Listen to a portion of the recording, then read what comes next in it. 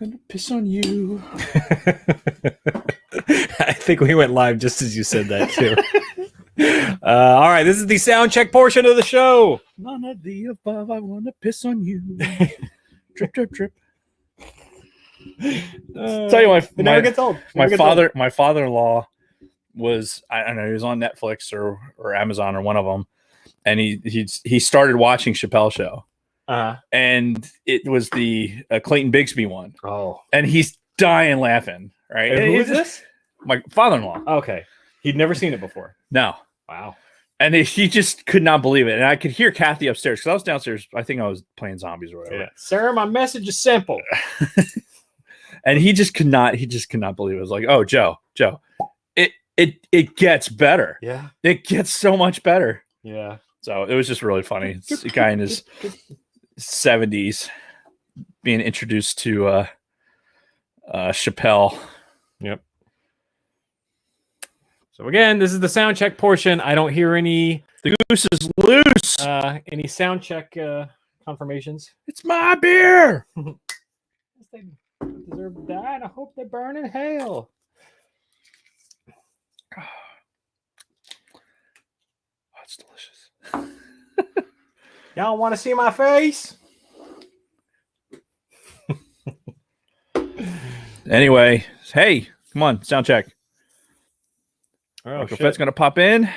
Hope your grandfather's. Oh right. Man, we are gonna talk about my picks, so you'll have to go back and listen.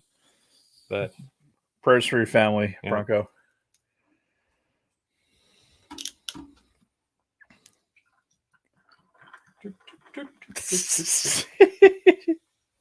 You can't help but think it. Mm-hmm.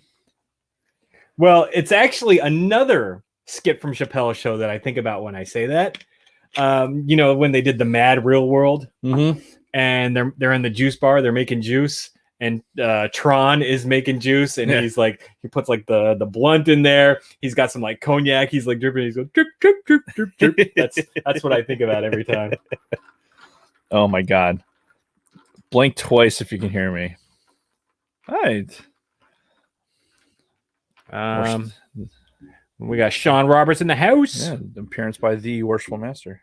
Again, can people hear us? Still haven't seen anybody say in the chat that they can hear us. I can hear you, Melissa. What an underrated show that was. We've talked about this before. The oh fuck! Oh, I can't think of the name right now. Oh my God!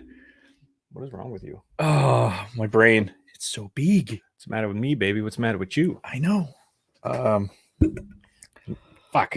Like we were trying to remember the fucking guitar player's name earlier. It's just like, oh yeah, brain just fucking flatlines for a second. Yeah. Like, I have thoughts.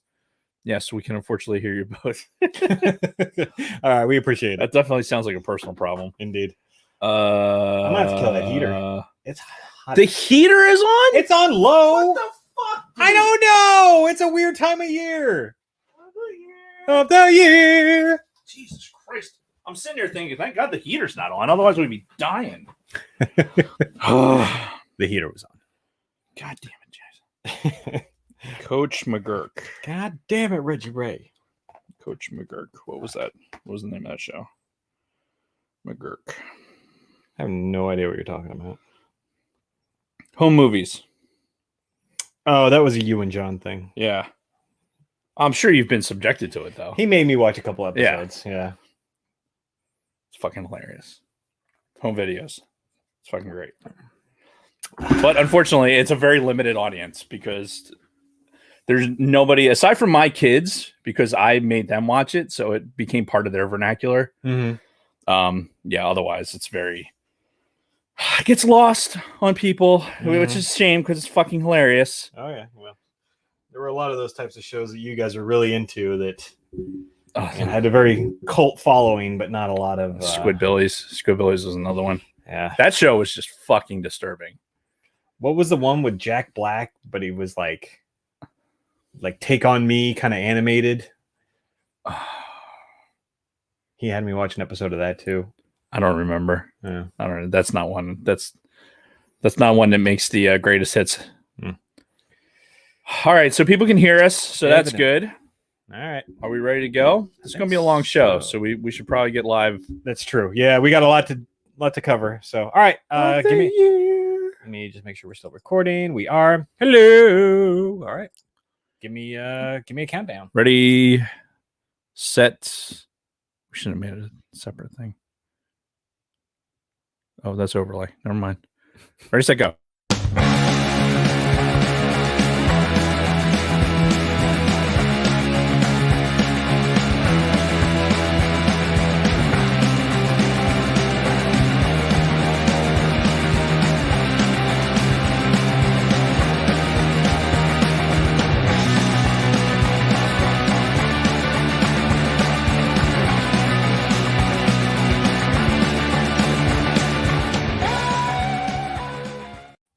From a Gen X point of view is brought to you today by Podbelly.com.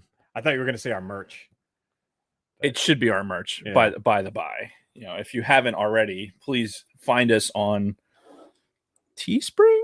Is that the site? You made it. I don't fucking know. I had no part of that whole process. Go to Teespring, search for From a Gen X Point of View, find our merch, buy it, support the podcast by doing that. I'll tell you what, we'll put a link in the show description. As we should every time. It Yeah. should be in there. That way people can go and see it. Oh, by the way, Podbelly, go to podbelly.com. Yeah. And you'll do A lot of podcasts. Yeah. What's Open that up. What's all this thing? Speaking of the merch thing, Okay. as if the YouTube audience can see my. Am I showing this to the audience? Yeah. All right. Just an example of the merch that you can get. You can get coffee mugs, you can get pillows, you can get T-shirts with our Beavis and Butthead faces emblazoned on them, Which several people have already bought. Yes. Thank you, Yes. Big Lovin', probably our biggest advertiser. Yeah, literally. Yeah. Well, Shotgun Mark's up there too, and that's right. he was sporting the GI Joe style logo. Yep. And Lunar Girl was also showing her support. Yep.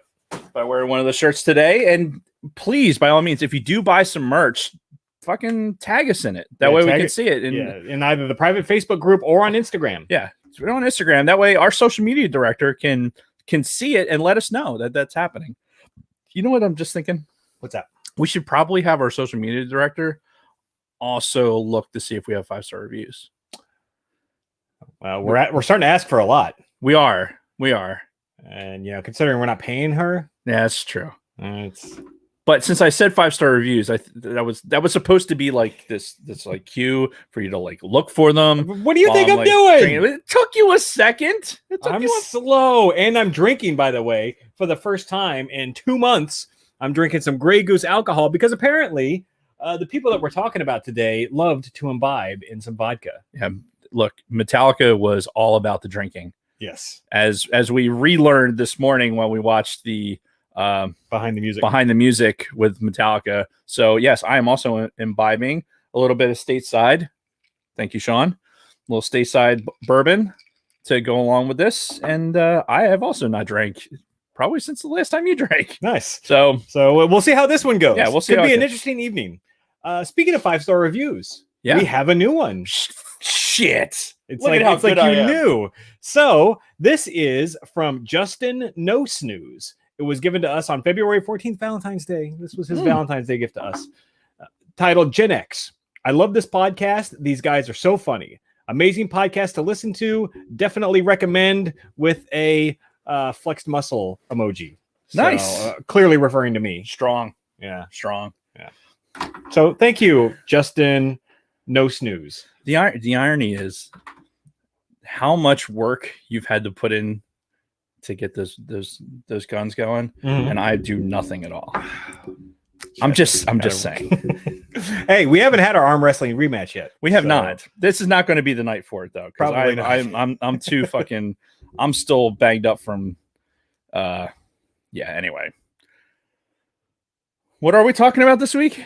Oh, Metallica. Yes, we're talking about fucking Metallica. Yeah, I wrote in the show description they were a huge part of us Gen Xers. Oh god, and our music listening and everything else. So we're going to talk about them today. Yeah. because reasons. It's March, right? Yep. So March Begins with M. Jason gave me like, hey, I choose a lot of the shows and whatever, so I'm gonna give Dave a chance to choose. I'm like, okay, well, it's March, let's have all M's. Right. So we're going with a theme, and Metallica is just one of those where it was such a huge footprint in our musical lives, whether it's the first one or the one of the last ones. Huge impact, and I'm so looking forward. Yeah, and I know we've both got some really interesting stories too to tell. I've when been it comes to binging Metallica all day. It's fucking fantastic. But before we get to Metallica, we've got a ton of other business to take care of. So we have a new segment being brought to you every week by our social media director, Lunar Girl. And it's called This or That. She's been putting polls up on Instagram and just basically having people pick one choice or another. And it's very simple. So we've decided to share the results every single week. Last week was the ones that had like Care Bears and Pound Puppies and Teddy Ruxpin and Alfie. So this week is a music themed week since it is our music week. Metallica. So we're going to go through some of these results. The first one, Bon Jovi or Whitesnake. I know I picked the right one with this. 60% Bon Jovi won, right? Which I'm actually shocked it was that close, 60 to 40. Yeah, I chose Bon Jovi. Yeah, New Jersey. Yeah. It's New Jersey. More importantly, like I have this memory. You talk about early musical memories. I have this memory of being in like elementary school, and John Bon Jovi was just starting. Like we had this. I forget what grade it was. It was like maybe third grade. I don't know, something. But they had this. Schools had these talent shows, right? One of the teachers did a performance of like one of them did something from Bon Jovi, another one did something from the Bangles. They did the Walk Like Egyptian thing, and so I make this association with like Bon Jovi. Some of the first music I heard from them was through this talent show as a kid. Now, I'm curious, but we have a lot of chatter going on in the chat. Supergirl 3000 wants to know if she can get a shirt with just one of our faces on it. Whose face? Mine, obviously. Clearly. She sees you all the time. I know. All right, moving on. Van Halen versus Aerosmith. I chose correctly again. Van Halen won 67% to 33%. Again, that's closer than I thought. And look, this one was a close one for me because we did our Van Halen episode, right? When Eddie Van Halen passed, and talked a lot about Van Halen, how much we loved it. Yeah. That music. Aerosmith, like for me and my wife, that was, I think it was the first concert we went to was Aerosmith. We've got a lot of great Aerosmith stories. Well, we'll have to save that for a future different episode. shows. But yeah, so that was a tough one, but Van Halen for me. Okay. And there's actually a very tiny Aerosmith tie-in to today's episode. We'll get to it when we start talking about Metallica. All right, the next one, Depeche Mode versus Duran Duran. This one was not even close. Duran Duran won 79% to 21. I picked Duran Duran, of course. Yeah, so did I. And look, Depeche Mode was what there was.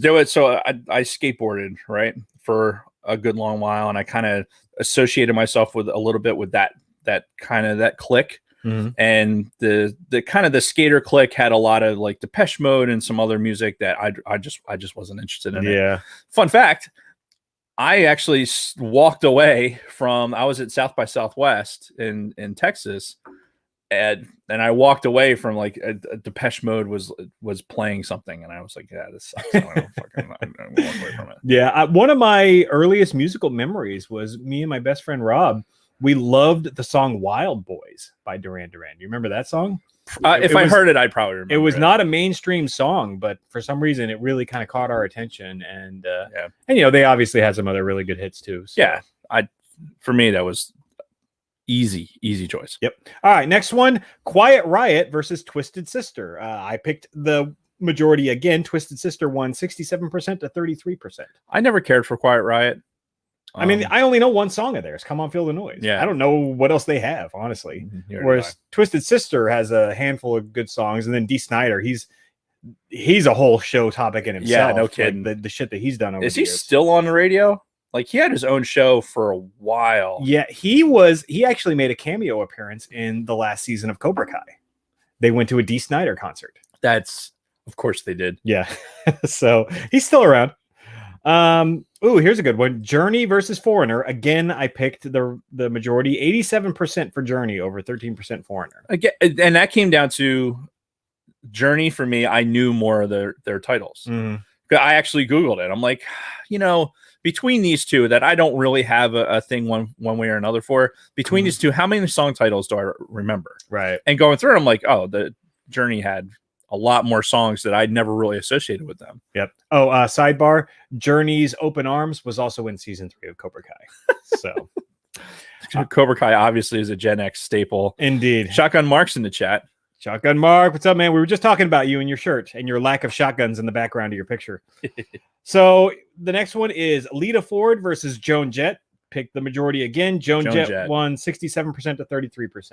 That's closer than I thought. Yeah, Joan Jett was fucking badass, dude. Like, again, one of my earliest memories of music and music videos was her "I Love Rock and Roll." Mm-hmm. It was a classic. Yeah, absolutely. Yeah, no issue there. Yep. Poison versus Cinderella. Again, Poison won handedly, 87% to 13%. Yeah, it's Cinderella shouldn't even. If it was like Poison versus Motley Crue, that would have been a much more difficult choice because, well, I hated both of them honestly at the time. But at least I know Poison and I know a lot of their songs. Oh, I did not pick the majority in the next one. AC/DC versus Def Leppard. AC/DC won 60% to 40%. I chose Def Leppard. Yeah, I chose AC/DC. Okay. And then finally, Guns N' Roses versus Motley Crue. Guns N' Roses wins 67% over Motley Crue's 33%. Really? I'm shocked it was that close. Like, Guns N' Roses are huge. Yeah. I'm shocked, actually. I'm shocked that it was that close. Yep. Oh, I'm sorry. There was one more. I just don't know how to click. Oh, no. And I clicked all the way to the end. Okay. What does he click? It was Ozzy Osbourne versus Iron Maiden. Ozzy won. Yeah. Easy. All right. So that is this week's segment of This or That. Thank you to our social media director. Good shit. Talking about music. So we like to do this whenever we do a musical episode, and that's This Day in Music. What happened on this day, the day that we're recording in music history? So today is March 9th, and we got a couple of good ones. So in 1987, YouTube released their 5th studio album, The Joshua Tree, which... That was good. Perfectly timed.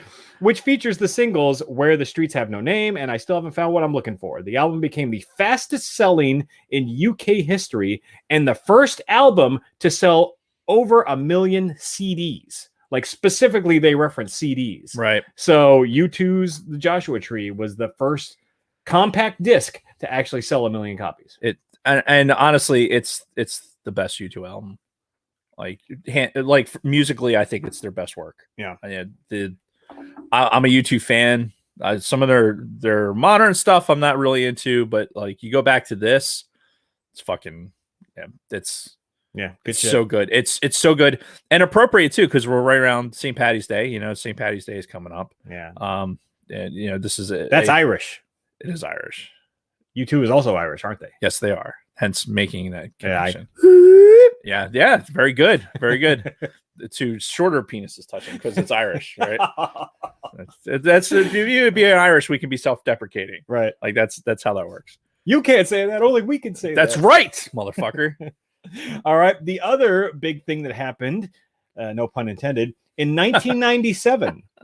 Notorious B.I.G. was gunned down and killed as he left a party at the Peterson Automotive Museum in Los Angeles. Born Christopher Wallace, the rapper was pronounced dead on arrival at Cedars-Sinai Hospital. Sinai Hospital. He was 24 years old. So this is interesting because you get into the whole East Coast versus West Coast when it comes to like the 90s rap and everything. Right.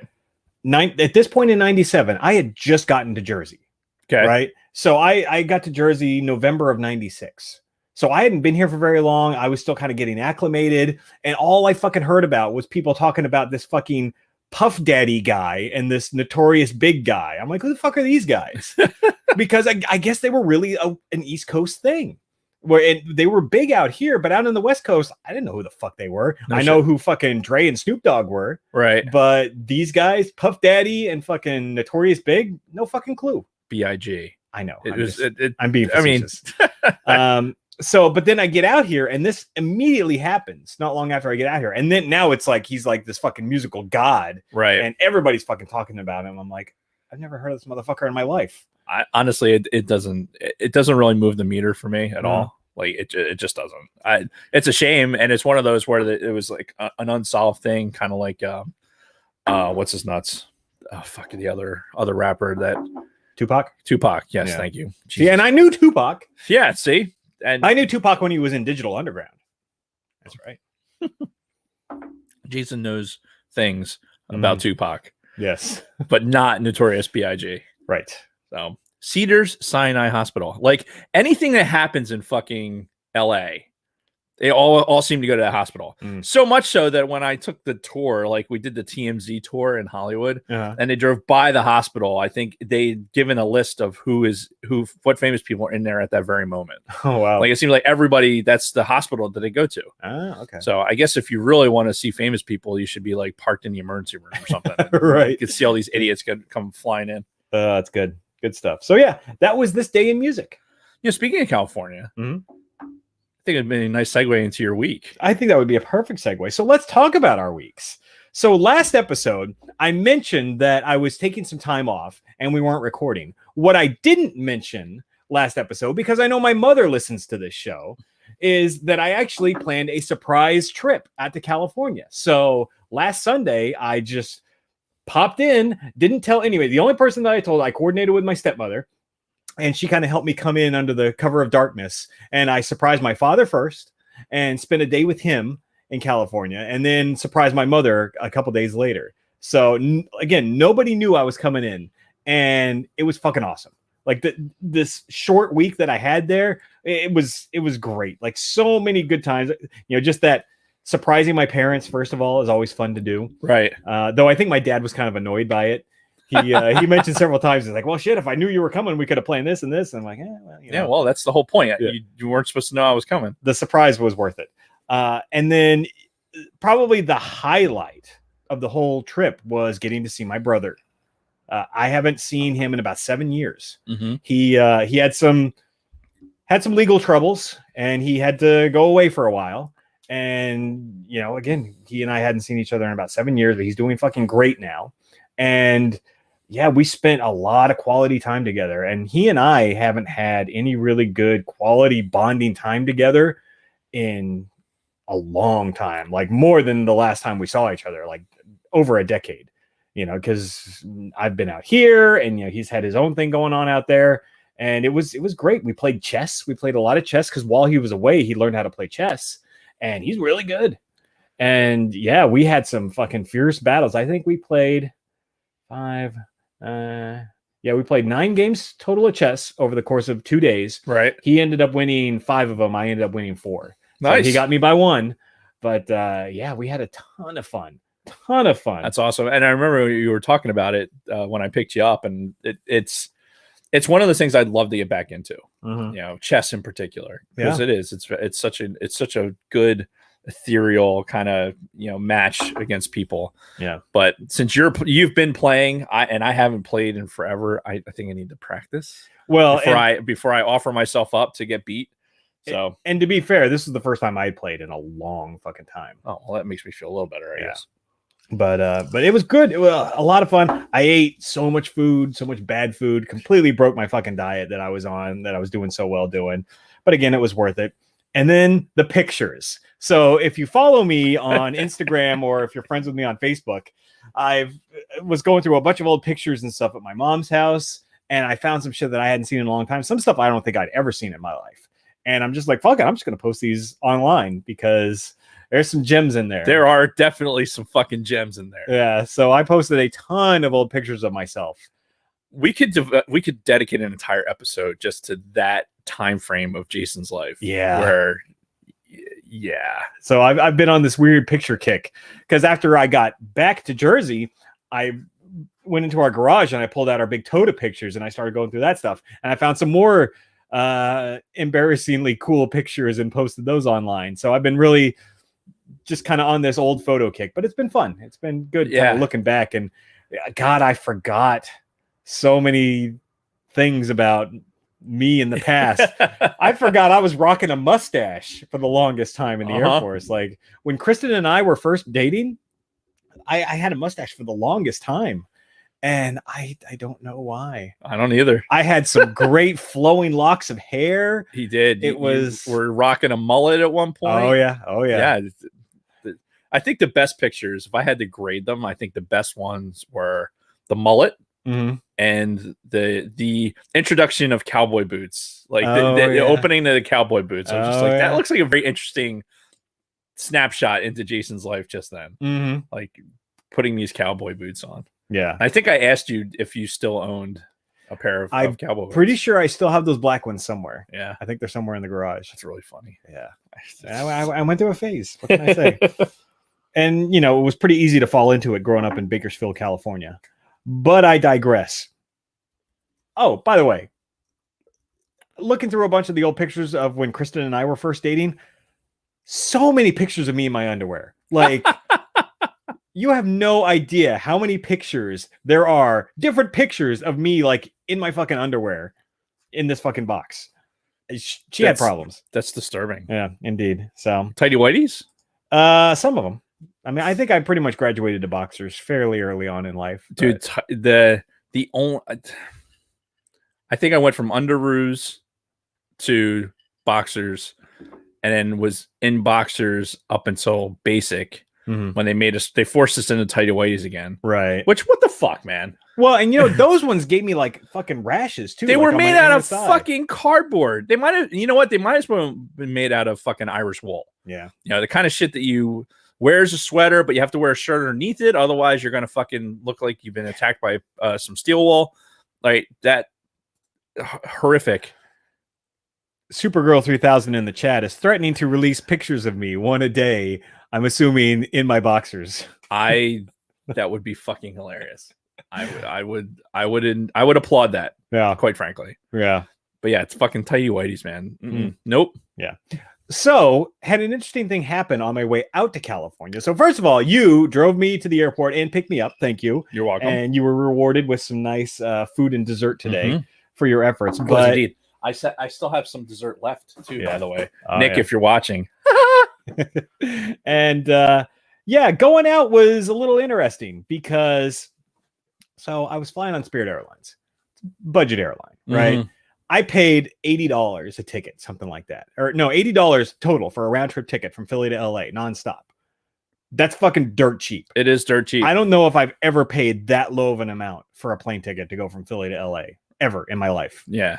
And being a budget airline, you attract a certain kind of crowd who, you know, can afford to pay $80 to go round trip from Philly to LA. And yeah, it was quite the experience. First of all, half the fucking people who got on the plane, the flight attendants had to yell at them for not having their masks on, which is like, fuck it, we're really doing this, people? Like, trust me, I hate masks as much as the next person.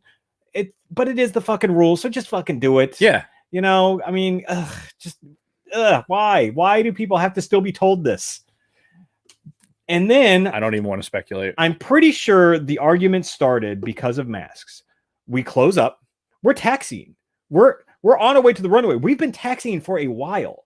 Then all of a sudden I hear fucking screaming in the back. I'm like, what the fuck is going on back there? Again, certain crowd, they were already pretty rowdy. Like pretty much everybody on the plane was being loud. This fucking idiot behind me is talking as loud as humanly fucking possible. So anyway, yeah, I like going to this and doing this. I'm like, dude, the person sitting right next to you. I don't understand people sometimes that have no sense of what's going on fucking around them. Yeah.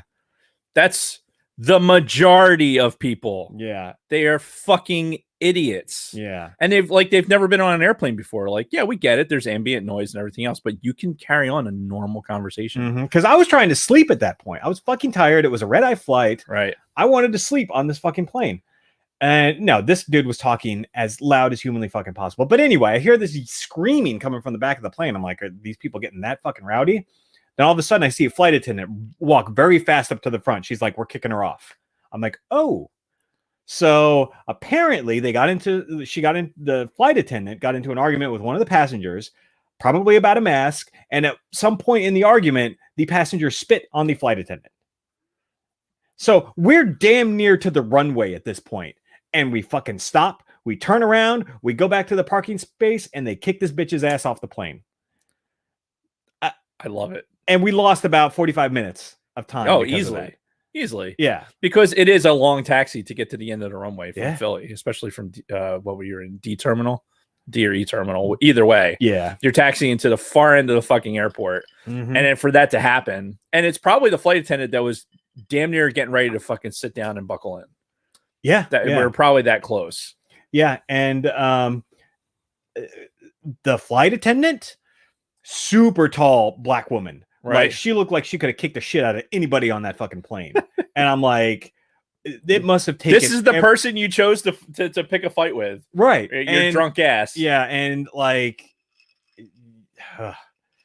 she must have had a lot of restraint, because you could tell she was fucking furious at this fucking passenger. And no, they kicked her off. I was waiting for her to like cause a scene as the security came onto the plane. I had my fucking camera ready. Right. I'm like, all right, well, if she's gonna disturb the fucking flight, I might as well record it and put it on YouTube or something. Exactly. You get 1 million hits for some fucking viral video. Yeah, but again, she didn't cause much of a ruckus, just a lot of cursing on her way out. But some fucking idiot, throughout, even after we had stopped and we're starting to turn around and we're still heading to our parking spot, starts chanting "asshole, asshole" to the flight attendants. Right. And I'm just like, are you fucking retarded? That is a very, very Philly thing to do. Oh yeah, I know. It's the fucking chant from the stadium, right? Yeah. Whenever they get pissed off at somebody, and pissed off at a referee or an umpire or something like right. that. That's usually what happens. And as we're almost back to the spot, the guy's still chanting it, and one of the flight attendants says, "Oh, it sounds like somebody else wants to get kicked off too." And he didn't stop. He still kept doing it, but they didn't kick him off. I'm just like, what is going on right now? You flew Spirit. Yeah. So you got a flight and a show. Yeah. That was the in-flight entertainment for the day. So that was my experience. Luckily, coming home, no fucking issues. And oh, by the way, both times going out and coming back, plane was maybe half full both times. Right. So I think actually going from Philly to LA, it was like a third full. So that just shows you how many people are not traveling right now. Yeah, well, it's still fucking look. You're taking your chances, right? We're still in a pandemic, and you want to take these precautions. And I think people are still wary of doing the airline travel. Yeah. Okay, I don't recall writing this note, but I'm going to read it anyway. I think you should. Leaving on vacation to a warm climate after turning off the house. I think you need to finish. Okay, so here's the thing. No. Wait. Before. So a note magically appeared on our show notes here. Yeah. About in Jason's week, leaving on vacation to a warm climate after turning off the house heat in the wintertime, so his entire family freezes. Jason? Okay, so here's what happened. We have baseboard heat in the house. Right. Which feeds hot water off of hot water. Right. Because it pumps hot water throughout the fucking house to warm these baseboards to heat the house. Right. Our hot water heater sucks. Okay. Right. In the winter, you can get maybe half a shower. Okay. Out of our hot water heater because the heat's pulling a lot of the hot water. You get in there to start a shower and the water just turns cold so fast. So the last day before I left, or the day that I left, because I had a night flight, I'm like, all right, fuck, I really need to get a good shower in. I need to fucking shave my head. You know, I've got to do my normal grooming for, before I go out and see my family and everything. So I'm like, all right, I'm just going to turn the house heat off because it was kind of warm that day, or it wasn't like freezing that day. Right. So I'm like, all right, I'll just turn the house heat off, let it sit for an hour or so, then take a shower, and then I'll turn the house heat back on. Kind of warm that day. I think it was like still in the 30s. Right. I remember when I dropped you off at the airport, it was still in the 30s because I commented that you're not bringing a jacket. You're like, well, it's warm in California. And so I did all of those things that I just said, except I forgot to turn the heat back on. So when I got home, apparently my family had noticed that first night that I had turned the heat off. I wonder. I guess they got a little cold. Was it a little chilly? Yeah. Yeah. So, whoops. But to be fair, I am taking Kristen to Vegas in May. So to make it up to her, because that's why we're going. We booked a Vegas vacation. Nice. Because again, flying is cheap right now. Got some really cheap tickets out there. Looking into which hotel I want to stay at. We're going to stay at a hotel on the Strip. They're fairly reasonably priced right now because right now they're still under restrictions, but restrictions start getting lifted in March and then in May. So yeah, go to Vegas, baby. That'll be fun. Yeah, that'll be fun. Vegas is fun. It is. It is a lot of fun, and we're only just going for like 3 days. So yeah, it's not a huge thing. That's enough time to go and fart around, do some things. Yeah. Go see the dam. Right. Damn. This is the Hoover Dam. Excuse me. So yeah, that was pretty much my week. California, and then all the shenanigans involved in coming and going to California. Yeah. So my week consisted of taking Jason to the airport, working on my daughter's car. So do you notice like my hands? Oh yeah. Like this is as clean as they've been in a few days. What's today? Tuesday. Yeah. So my daughter drove home from State College. She's getting ready to start a new job, so she wanted to come home. And she comes home and the car's leaking. Antifreeze. I'm like, Saturday, I'm like, it's too fucking cold. It's too cold to go outside and look at the car. I'll have time on Sunday to take a look at it. Hopefully it's something simple like a hose or something like that. I'll just look at it on Sunday because the weather was going to be nicer. Get out there. As soon as I open the hood, the water pump is dripping. Oh. So it's like it was the water pump. It's one of those things that's super, super obvious if you know what you're looking for. So I'm like, fuck. So now I have to take that part of that side of the engine had to come apart and fucking bang it out. Dude, afterwards I felt like I just fucking wrestled a gorilla. Like because I'm leaned over slightly and get my arm in this and checking that and fucking this and that other thing and trying to fucking an 8mm. Everything was 8mm. Like these tiny socket heads. I'm like, why? What kind of vehicle is this? It's a Ford. It's the first generation Ford Escape. Oh, okay. Right. It's a great little truck. It really is. But it's, oh God, what a pain in the ass. So got that done. It kicked my ass solid. Told her, look, I want to leak check it overnight. Go back home tomorrow. So she stayed an extra night. Leak checked fine. But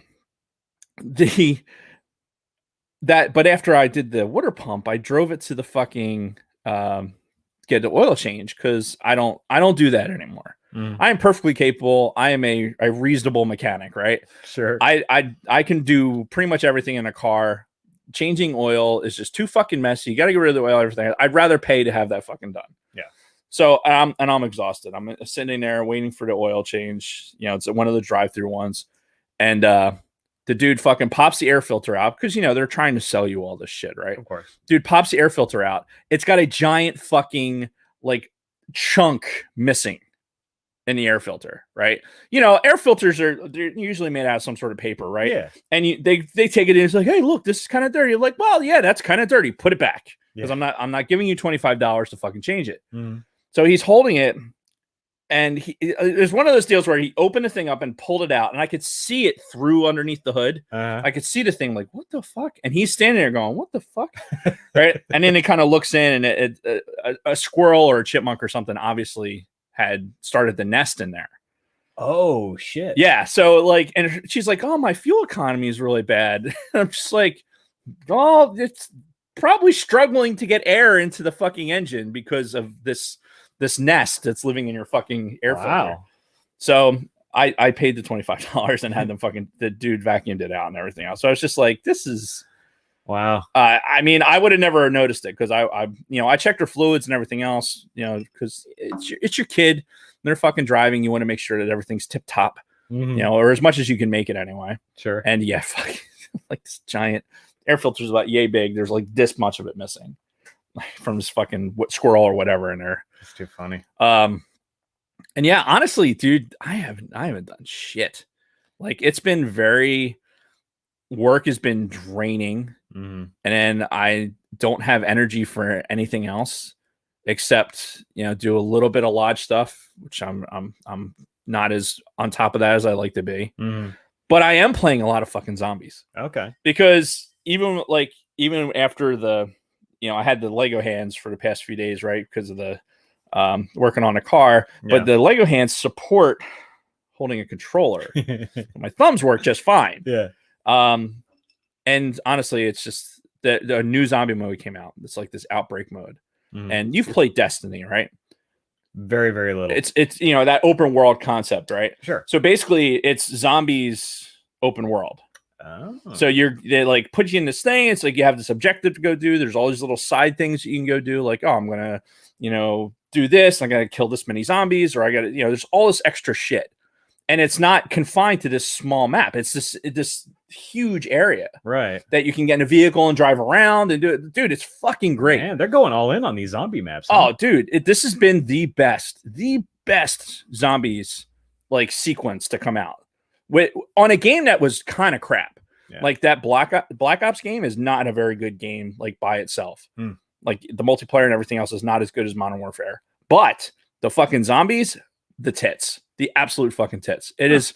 I am enjoying myself so much playing. I haven't played anything else. I'll get down there, and so much so that when the Xbox servers were down last week, I was like, I what the fuck am I going to do with myself? Yeah. Like I can't. Like Xbox was down to the point where you couldn't even log in to like play Netflix. Oh, like it wasn't recognizing your account. Like Xbox Live was down. So that's kind of the bad part about this, like always online thing that the Xbox has really been pushing for.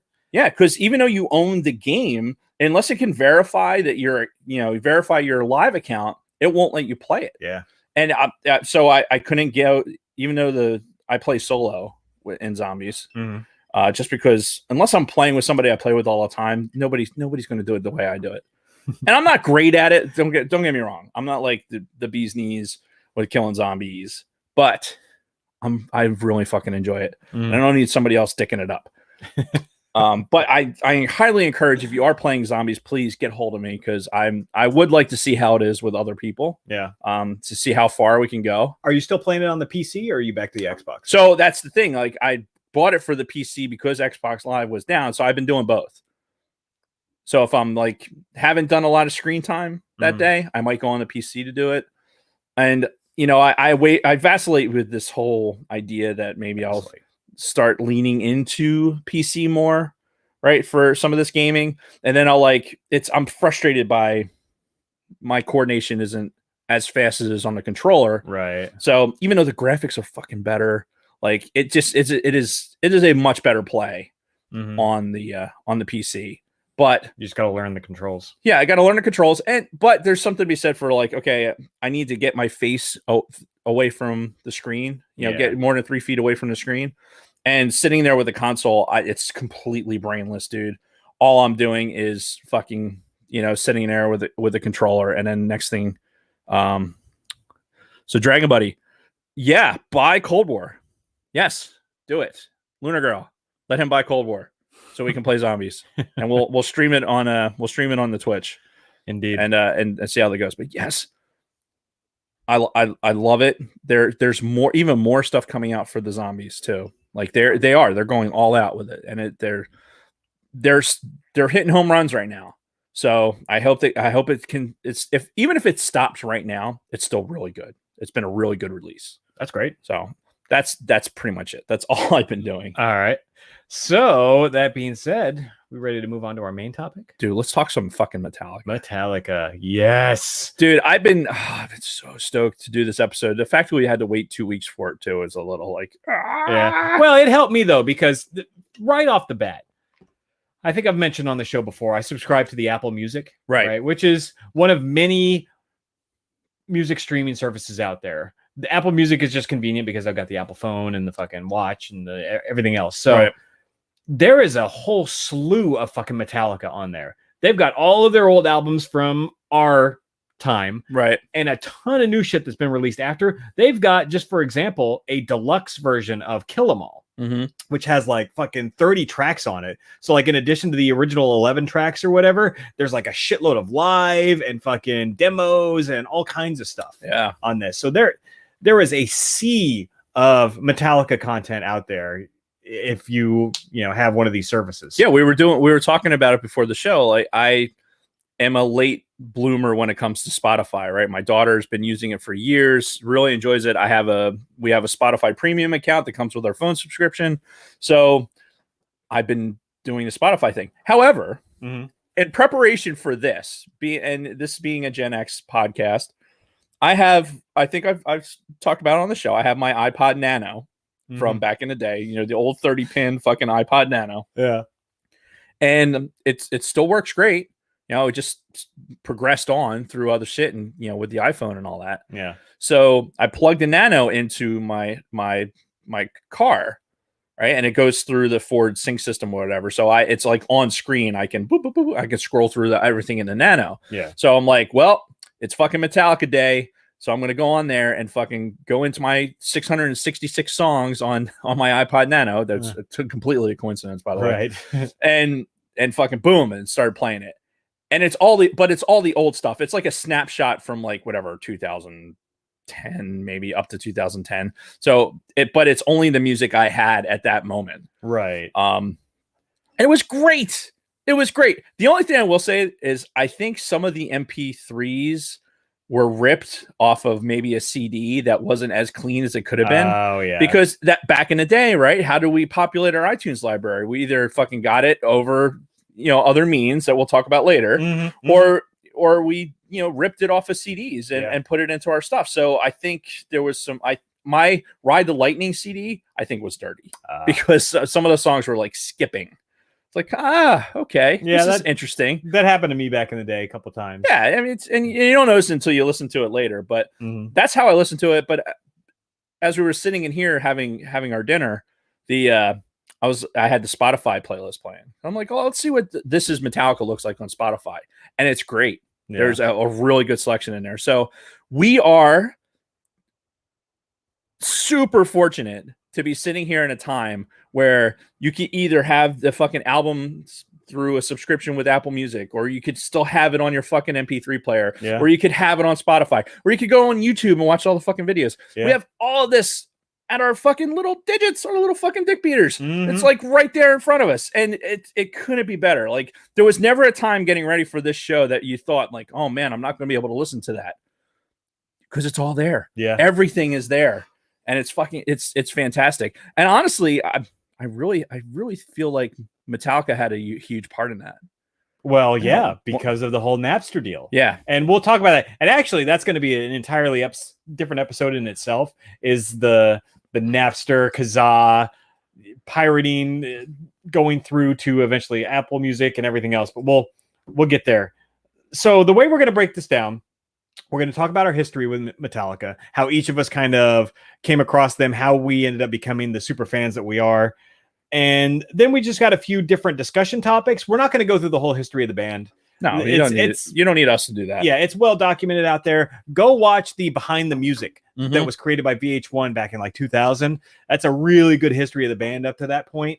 And again, it's all well documented. We're just picking a couple of different things to talk about, mostly in relation to our own personal lives. Right. And then we're going to end it with a top 5 list. We're going to do top 5 Metallica songs for each of us. And then we're going to each got my list right here. We're going to each proclaim our favorite Metallica album. Very good. That. And that's how this is going to go. Pepperidge Farm remembers. Yes, they do. Luna Girl.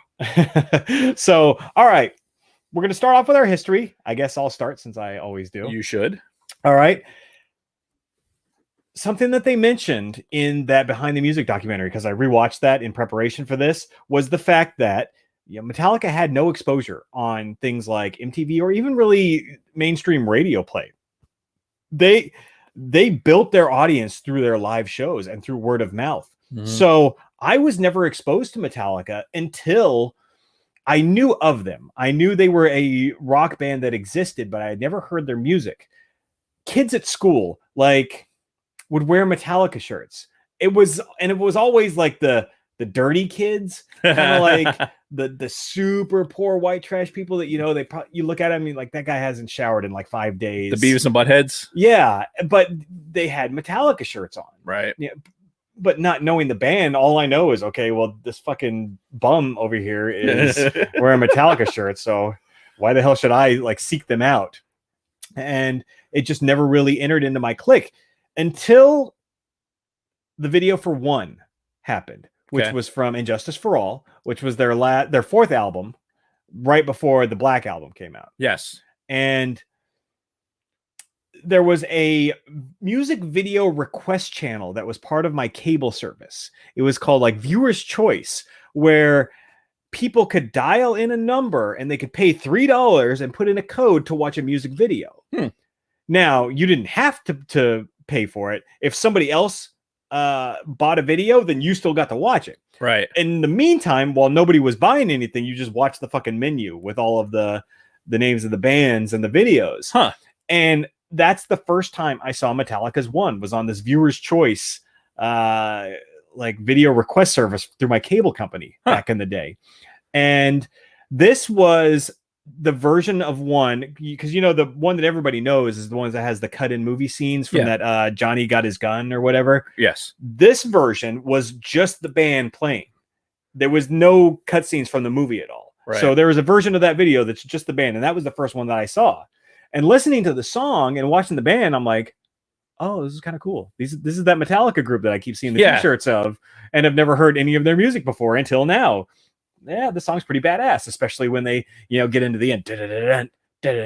Darkness. Yeah, we're gonna talk a lot about that song. Yeah, so that was my very first exposure to Metallica, and then obviously the Black Album came out. That was their big mainstream album. That was when they started embracing music videos, Enter Sandman, all of that, and it was good. And they hit just at the right time because hard rock was having this big resurgence in like 90, 91, 92 timeframe, just before grunge rolled in and kind of took over. Right. The hair metal bands and the girls, that stuff was all fading out.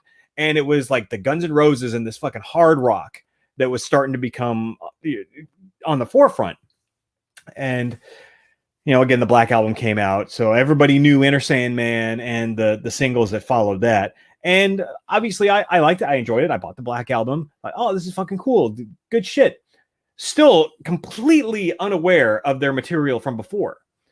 Then in 92, they launched the Guns N' Roses and Metallica tour. Right. The tour where they were the two biggest bands in the world at that point. Yeah. And they had a co-headline concert tour. And me and a good friend of mine from high school got tickets. Actually, he got the tickets. And he's like, dude, you want to go? I'm like, yes. I was 15 at the time. He had just turned 16. And our parents let us go by ourselves to the Guns N' Roses Metallica concert in Pasadena, California. Wow. Yeah. Wow. So, and again, at this point, we were hardcore Guns N' Roses fans. Right. Like, that's why we were going to this show, because fucking Guns N' Roses were the biggest act at that point. The Use Your Illusions had been out. They were just fucking everywhere. Yeah, they were probably the biggest band. Yeah, and then it's like, oh, they're also touring with this Metallica, who they have this new album out. Oh, cool shit. This whole fucking day, by the way, Motorhead opened. Wow. Had never seen or heard a Motorhead song in my life until this. And I see Lemmy up there just fucking cranking it out with the microphone that's like way up here and is pointing downward at his mouth. I'm like, what is going on here? So Motorhead opens. Then Andrew Dice Clay comes out and introduces the next bands. And we're like, oh my God, this is the greatest night ever. And then Metallica comes out. And we're like, all right, this is cool. Yeah, we'll hear a couple hours of Metallica, and then Guns N' Roses will be out, and it'll be great. Metallica comes out, and they blow our fucking minds. The show that they put on, I can't even describe. The level of energy from the fucking crowd and just the way that they kind of own the audience. Like they had you captivated with their playing and their charisma on stage. And from that point on, we were super fucking Metallica fans at that point. Guns N' Roses came on later and the show was okay. Nothing could top that fucking Metallica show that we saw. They upstaged Guns N' Roses by leaps and bounds. It wasn't even fucking close. And from that point on, I'm like, oh, now I get it. And it was right after that where me and my friend that I went to the concert with, we immediately went out and bought all their old albums. We're like, oh, all those fucking songs that we heard are fucking awesome. We want to, now we want to own the albums and listen to them. And yeah, and that was it. That was the start of the true fandom for Metallica for me. I could dig it. Yeah. So that's my history. Now there's some more stuff, more details that I'm going to get into as we especially get to our top 5 lists. Right. So I'm going to kind of hold some of that for now. Yeah. And then we'll let you talk. I'm gonna do the same because it's like, yeah, there's so much stuff we could jump in and talk about. But so I had a very eclectic kind of upbringing in music, right? We've talked about it a little bit before. And I had this exposure to fucking metal, right? And it was a neighborhood kid I was good friends with, right? He was a guitar player. He's like super into metal. Like he, playing. I'm talking things like Anthrax, Pantera, Sepultura, Slayer, like heavy metal, right? Yeah. And I'm just like nerdy kid, going to Boy Scouts and shit like that. So this was not even part of my fucking genre. Uh-huh. But I've always been like super. I love music. I love the music of it, not like where it comes from or who it is or what, that type of thing. I don't buy into that because I like what I like, right? And if something moves me a certain way, then I'm going to like, wow, that was fucking good. Yeah. So he would play, and one of the first like things I ever heard from Metallica as a kid was Sanitarium, because he was playing it on a guitar. I was like, wow, that's and again, he was the kind of kid that had the fucking Metallica t-shirts and shit like that, and nobody. You didn't hear about them because unless you were into that scene, like he was into the metal scene. So he was getting like Metallica at its most raw. Yeah. Right. Is when he was listening to it. And this is like, what am I, 12, 11, 12 years old when this, maybe 13, maybe just getting in my preteens or whatever. Because, Kill 'Em All was released in 83. Yeah. So, and I'm talking like this was probably. And Sanitarium was not on that one. It was on a later album. Yeah.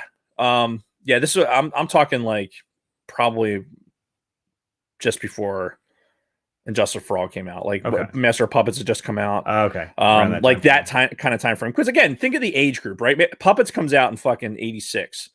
I was fucking 11 when Master of Puppets comes out. So at 12, 13, I was starting to get this like little different taste of that particular type of music because, he was a little bit younger than me, but like I said, super into playing music and aspiring to be in a band and this other stuff. And that's how I got exposed to Metallica. I was never in those days, Metallica, there was a couple of songs that were like, oh, those are good. I gravitated more towards like Pantera. Right. Like the Anthrax albums, I always thought were a lot of fun. And I didn't know until I rewatched the Behind the Music thing that like Anthrax had some influence with Metallica when they stayed in the fucking studio that they were using in the ghetto. Yeah, it basically in a crack house. Yeah. They said. So that's where I like super into Anthrax and Bring the Noise and Pantera, Cowboys from Hell, and like that music. And then Metallica was in there. It was like sprinkled in there. Not something I was going to own. And this was like making tapes that people shared, right? Yep. My dad had a 2 tape deck recorder in his fucking hi-fi set. So if somebody had a tape, I'd fucking take the tape and fucking make my own tape. That way I could play it on my fucking Sony Walkman. Yep. And listen and enjoy this music that if you had looked at me from the other side of it, you would never think like this kid knows anything about that kind of music. So it was there. There was pieces of it there. Then fast forward to when the Black Album comes out. I'm fucking sophomore going into junior year. And is that right? No, you probably were freshman going into sophomore because I think it came out. It came out in 91. In 92. Well, in 91, I was going from 8th grade to freshman. Yeah, 92, because I went into high school in 90. Yeah. So 90, 91, 91 to 92. Yeah, so I was going into, What year did you graduate? 94. That doesn't make any 94. 94. Yeah, September of 90 is when I started high school. Okay, that makes sense because it was September of 91 when I did. Right. Okay. So that comes out in like August of that year, right? The August 91, it comes out. And it was an album that I didn't get right away, but I have the distinct memory in 92 of getting hold of this. I either had the CD and then made it into a tape, or I had the CD itself. I forget. I was really trying to remember earlier today. Couldn't do it. But I was running. I was like, I was training for swimming, right? Because at the time I was like, I was trying to put myself in a position to maybe get scholarships for swimming. And there was a level of fitness that you had to maintain, right? And I never have been a runner, but this particular, like, probably year and a half, 2 years, where I was like running to maintain my fitness level when I wasn't in the pool, I had the Black Album. That was my running track, like that. So when I think about the Black Album and all these songs, I can have visualizations of me actually like running on the, like, next to the railroad tracks in my neighborhood. Isn't it great how certain music can trigger those memories? If you were like constantly doing something to music. Yeah. I have some very distinct memories just like that, where it's like I hear like a certain album or a certain song and I can remember exactly what I was doing a lot at that time. No, 100%. And I listened the shit out of that album. Yeah. And we'll talk about songs and favorite songs and shit like that later. But after that, like, now you're getting past that and you start getting into the load and reload. And I wasn't as into it. You know, as I was starting to get older, like my music shifted a little bit, you know, like you said, the grunge era kind of came in. So there's this like flux of what I was listening to, you know, then post high school, and I started a family young and everything else. So like musically, like I kind of came back to Metallica late. And when I came back, I went back to the Black Album. Like it kind of like circled back and I went, okay, here I am here. Now let's kind of retrace my steps. Okay. I never got super, like, we're going to talk about like the newer albums. I would listen to it and maybe glean a couple songs here and there. I was never super into it. Yeah. But yeah, that was honestly leading up to in 2012, right? You talk about the concert that you went to in 92, right? Yeah. So we're talking 20 years later, right? Yeah, 20 years later. We had one of our inspections, right? I was back in the Sandoval shop, and we're having an inspection. These guys come up from Florida to give us an inspection, right? And you know, I'm friends with these guys anyway.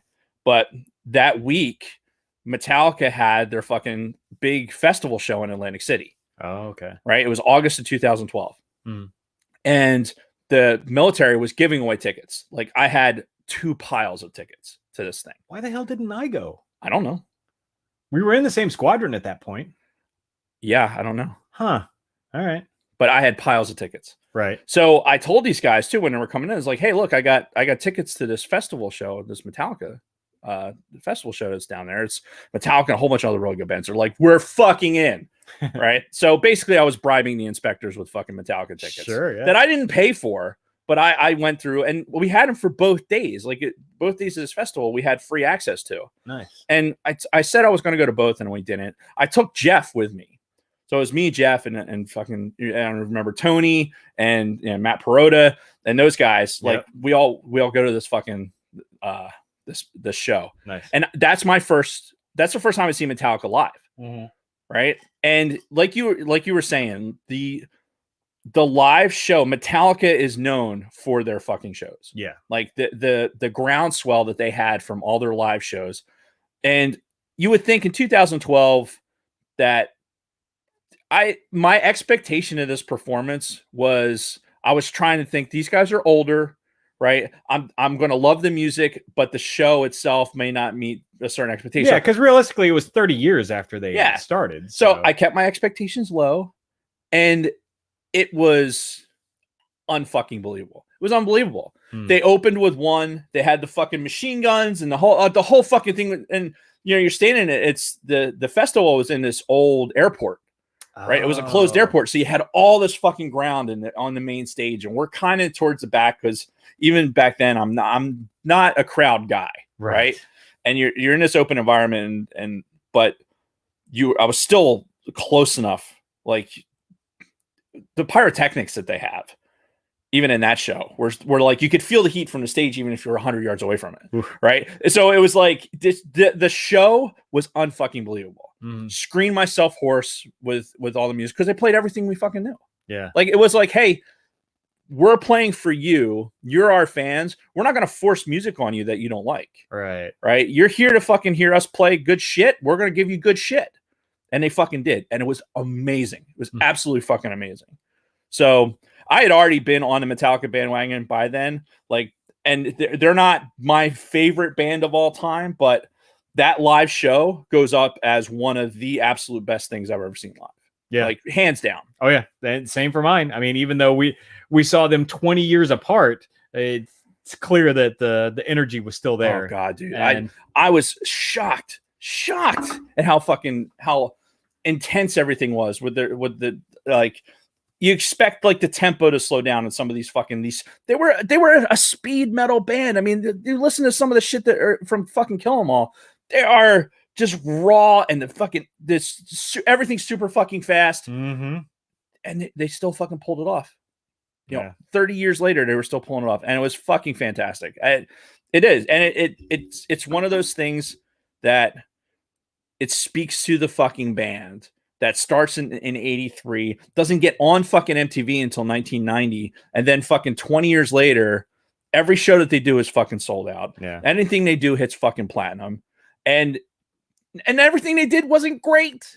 Yeah. I mean, let's face it. Like there were some fucking clunkers out there. Oh yeah, and we'll get into it especially when we talk about their later years. But you know, and the testament to their live show and that cult following they had in the 80s was the fact that they sold millions of records before the Black Album without any fucking exposure. No help from MTV, the radio, any of that. That was all built from that fucking just hardcore fan base that they had developed. Mostly in California, but they were touring and everything else. And I loved it in the behind the music where they talk about they moved from LA to go up to San Francisco because the LA crowd just wasn't like into what they were doing. Yeah, the LA crowd was still into the glam rock stuff, you know, the Poison and Motley Crue type stuff. So yeah, they weren't about that at all. They were very anti glam rock. Yes. So, and they had their fair share of tragedies. Over the years, you know, the one that everybody kind of knows is their first bass player, fucking Cliff Burton. Yeah, I couldn't remember his last name. He died in the bus accident He had one drink, folks. Yeah, over in the over in Europe somewhere, and I want to. It was in a Scandinavian country, I think. Yeah, I can't remember where. It wasn't Sweden, maybe Finland. I can't remember either. Yeah. But yeah, no, he died in that fucking tragic bus accident.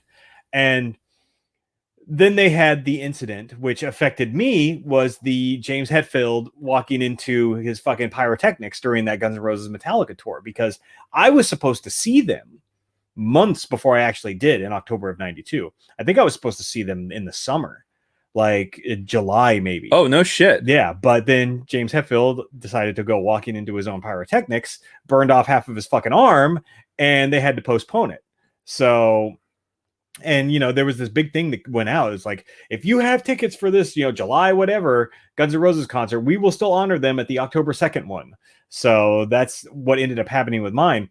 And they got the replacement guitarist, their roadie, right, who basically knew all of their songs. He played guitar for them in substitute for James Hetfield while he just sang.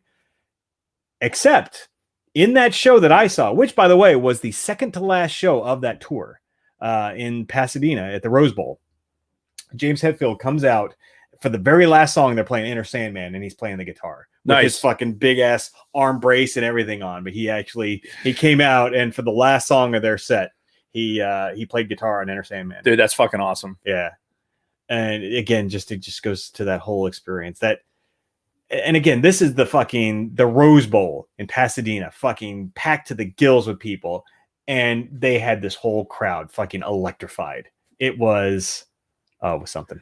Yeah, like you said, we're talking about the pyrotechnics, and apparently, like in the behind the music thing, they talk about how I didn't realize that this happened. They were in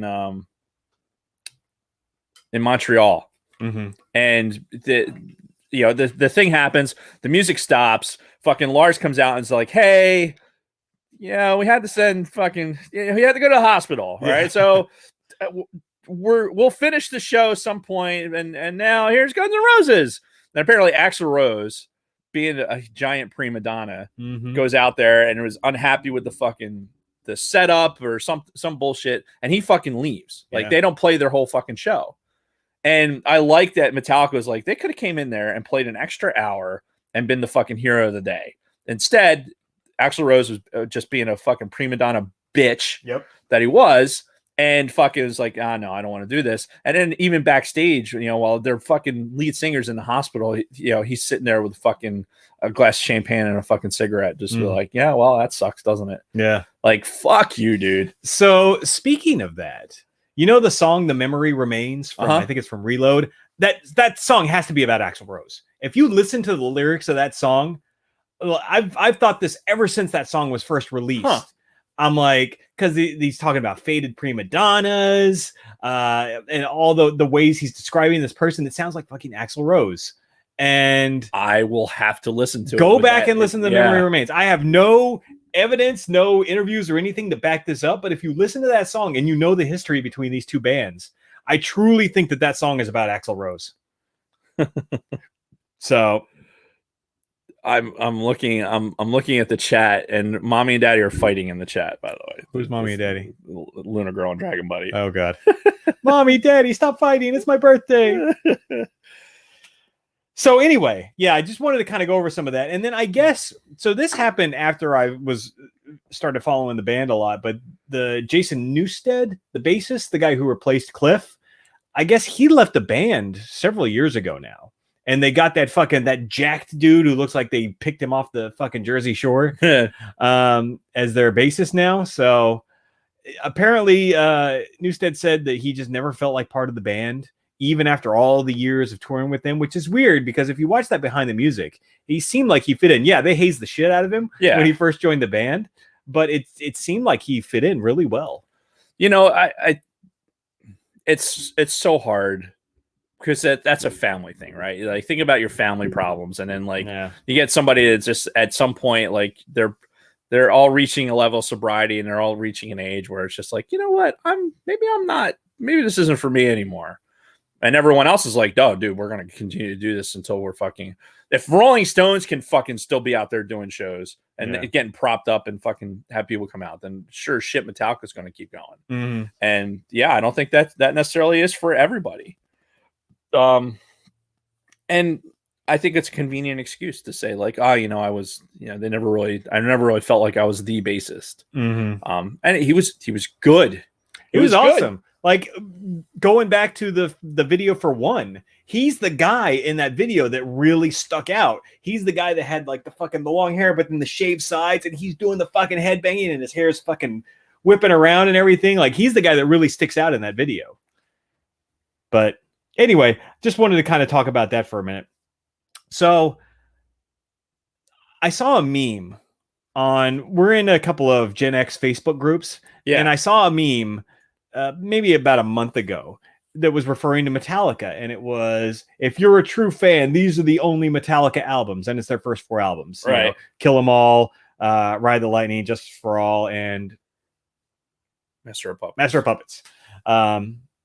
So there's like a cutoff line, because after that point, after Injustice for All, there are points where fans, like some of these hardcore fans, say that Metallica sold out, right? Even with the Black Album, which, I mean, if you listen to it, yes, it's got a more commercial sound to it, but that was deliberate. Like, they wanted to produce a really good studio album. And that's what it was. But I mean, a lot of their hardcore fans that they had picked up kind of saw this as them selling out. And then especially when you get the fucking Load, but like, just talking about the Black Album, because it takes a different tone.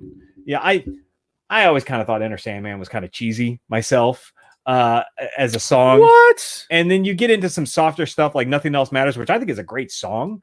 It's one of my favorites of theirs. But I can see from somebody who grew up strictly on those first 4 albums, then going to this and being like, what the fuck? Yeah. So look, for me, right? If you're asking me, like, where is the dividing line, or is there one? I'm 100% on board with that.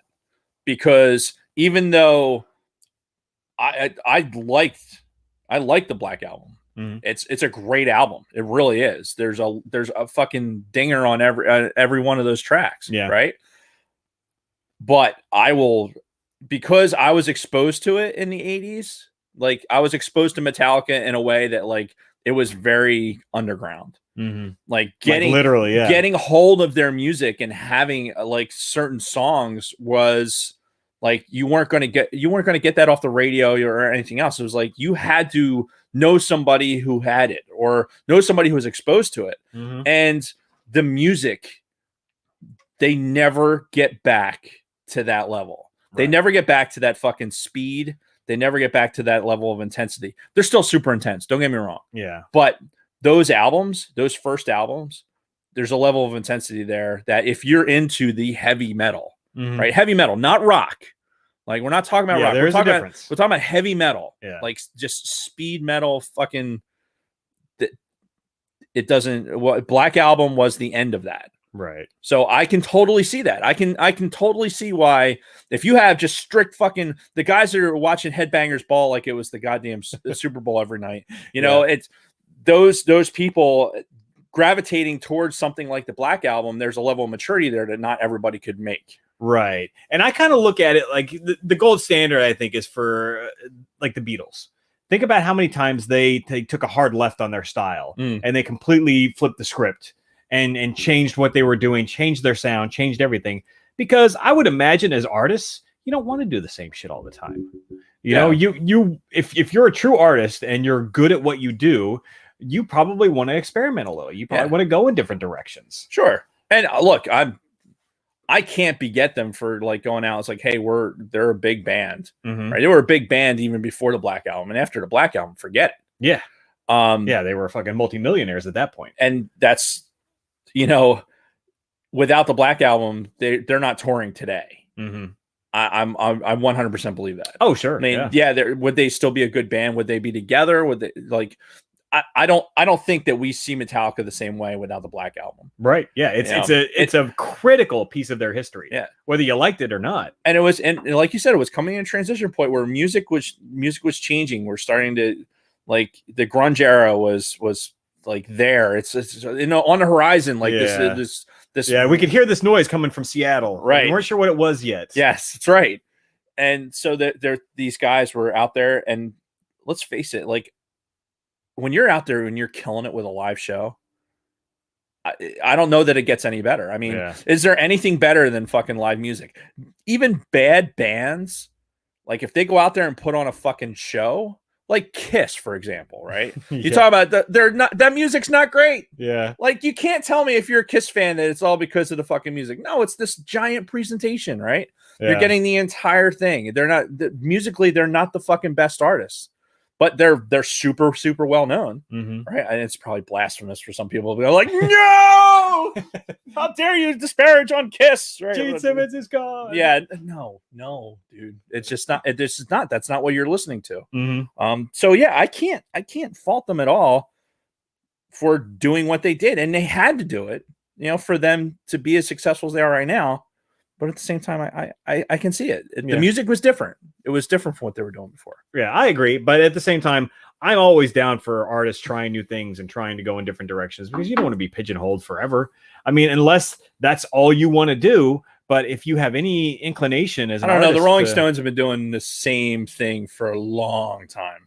Yeah, I can't believe they're still playing. So I want to talk about Load and what came after that in a minute, but first we got to address the Napster situation. Okay. Because this was another point that a lot of the hardcore fans really took exception to. When the internet first fucking exploded in the late 90s, pirated music immediately took off. Right. The MP3 format was created, which condensed fucking music tracks to a point where you could share them online. Yep. Napster capitalized on that. And if anybody who was around at that time, you know that was the thing. It was basically free music. Yeah. Right. So everybody was jumping on that. We were all willing to download this GUI, right? That was going to enable us to fucking reach out into the world of never ending music. Yes. And let's face it, like we have probably gigabytes of fucking music. Oh yeah, that off of Napster, even to this day. Mhm. I'm sure some of the shit I was playing on my iPod in the car, my old Nano, probably had Napster music on it. Well, and it came at a weird time too, because it was around this time is when a couple of the music stores, Sam Goody and who was the other music store that would always be in the malls? It'd always be like Sam Goody and somebody else. They looked like the same exact store. They did, and wasn't the record store. What the hell? It was Sam Goody and I can't remember. Jamie, pull that up. Yeah. Come on, please. But anyway, they got accused and were fined by the federal government for colluding on album prices. They were collectively raising their prices to basically so they could all make money. They were colluding with each other to, fucking boost CD prices so they could each charge more. It wouldn't be like a price war. They kind of like, under the table agreed, like, okay, we'll each raise our prices to like $23 or something. Who actually went to fucking Sam Goody to buy music, though? I did. I can't. I think I might have been in there once in my life. Well, you guys had different stores here on the East Coast too. Like, yeah, I mean, we had Sam Goody, but that's yeah. Where I came from, that was all we had was the two music stores in the mall. Oh, what the fuck was the other one? God damn it! I know it's what. All I do is I see ass to mouth in the chat. I'm like, what is going on? So anyway, that all kind of happened at the same time. So basically, music fans like us were getting ripped off by these fucking music sellers, right? And the record companies have always been fucking corrupt for the history of time. This is why nobody has any guilt at all for the Columbia House. Oh, scam. Yeah. Nobody. Yep. Nobody. Yep. And then, of course, Lars Ulrich becomes the face of the pushback from the artists against Napster. And I mean, I'd have to do some more research to find out exactly how much money the artists make off of their actual album sales, because it's my understanding that the record companies pocket most of that money. Like the artists only get a small fraction of their album sales. Where they make their money is on tour, concerts, merch, shit like that. Yeah, that's what I've always heard. The money to be made is at the stadium shows and shit like that. Mm-hmm. It's going out and playing live, and that you're getting basically most of that revenue. Right. But either way, Lars Ulrich somehow became the face of the fight against Napster when, the internet community found this way to fight back against these fucking jacked up record prices and everything else. He was kind of the guy that's like, no, you have to spend money on this or you don't fucking deserve to have these. And that created so much fucking backlash for him and Metallica. Like a lot of people thought that was kind of the end of Metallica for a while there. Yeah, there was a lot of people that were like, hey, how dare you interrupt our ability to get free music? Yeah. Well, but it wasn't necessarily just that. It was kind of like he sort of came off as the corporatist sort of record company representative that when in the beginning, Metallica represented that rebellion, right? They mentioned it in the Behind the Music, that fucking heavy metal from the early 80s. It was all about rebellion for rebellion's sake, to just do whatever to piss off your parents and piss off the authority. And he came off as the exact opposite of that in this whole debacle with Napster. So huge backlash to Metallica over that. And, a lot of people thought that they were fucking done at that point, but they persevered. But this was, it created quite the stir. And I think this is something that we need to discuss in a future episode. Absolutely. The whole Napster, Kazaa, how it changed the music industry and how we consume music, like we were talking about at the top of the show. Yeah. With the Apple Music and the Pandora and all of that. Yeah. The idea that you don't have to buy an album to hear one song anymore. Right. It changes everything. Suncoast. Does that sound No, Suncoast mostly sold movies. Right. Yeah, it wasn't Suncoast. And there was FYE. Yeah, but that was an East Coast thing. We didn't have that on the West Coast. Fuck. That's not it either. I can picture the fucking neon because there was like purple and blue neon, like was part of the signage. Warehouse, was that it? Not for me. Yeah.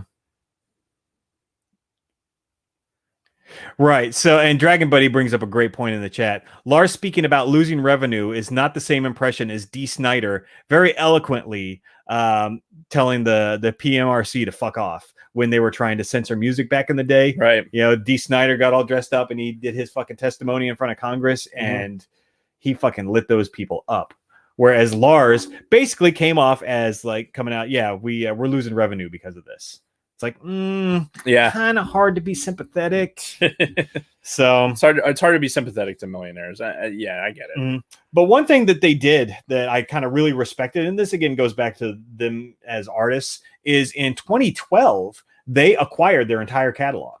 Because for people who may not be in the know, again, when a record company signs somebody to a deal and they start paying them to produce these albums and everything, the band doesn't own their fucking their albums or their catalog or anything. Right. The record company does. Right. And they later go on to either sell it or hoard it and resell albums later or whatever. But the fucking record company owns at least a good portion of those catalogs. Whereas that's why you'll hear every once in a while, like, I don't know if you remember, there was a big spat in the 80s where Michael Jackson bought up all of the Beatles catalog. I remember that. Because Paul McCartney was trying to get it because I guess their original record company or whoever was selling it. And Paul McCartney was trying to get up the funds to buy it. And Michael Jackson fucking swoops in and just buys it all. Right. And there was like this big confrontation between the two. And Paul McCartney's like, what the fuck? And Michael's like, oh, it's just business.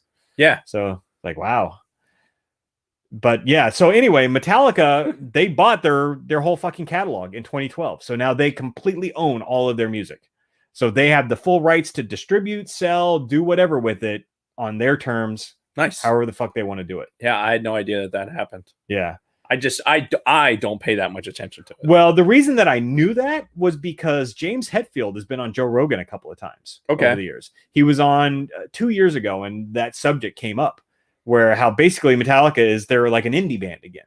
They don't rely on a record label. They have their own recording studio. They release their own music through their own website or whatever, or through their own distribution means. Right. They make the deals with the Apple Musics and the Spotifys and all of that. So they have 100% control over their music. When you're as big as Metallica is, though, you put yourself in a position where you can do that. Oh, sure. And again, I totally respect that.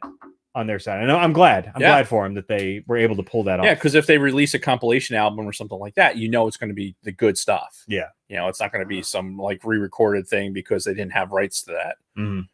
So you've already alluded to the fact that Wall. Yes. That does sound familiar. The Wall. Yes. That was, at least on the East Coast, that sounds right. Sounds right. Yeah. All right. Well, we'll put a pin in that discussion for later. That chipmunk's gonna fucking come running through the air filter here at the most inappropriate time. Oh my god, you've got to use that analogy from now on. The chipmunk through the filter, and nobody will understand except for the people who watch this episode. Not at all. Should make that into a shirt. Oh my god, we should. That's what we need to do. Every time we come up with one of these fucking recurring bits, we need to like this. We need to make a shirt for it. 2 hands. Just yeah. Yep. I'll start working on it. Okay. Fuck. What was I saying? Oh yeah. You already mentioned that, and I'm the same way. The later years, the stuff that they released post load, it's so weird to say that, right? But you weren't really into, and neither was I. Now, I did like a couple of tracks on load and reload. I don't know how you felt about those. Go ahead. I have to. I'm going to open up the track listing for load and reload. And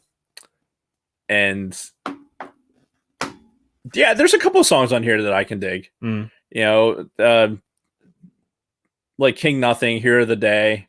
Those are good tracks. Reload is where I think things started to kind of go sideways. That's the one that has The Memory Remains on it, which I swear to God is a song about it. It's a song about Axl Rose. It has to be. But the rest of the album, kind of, yeah.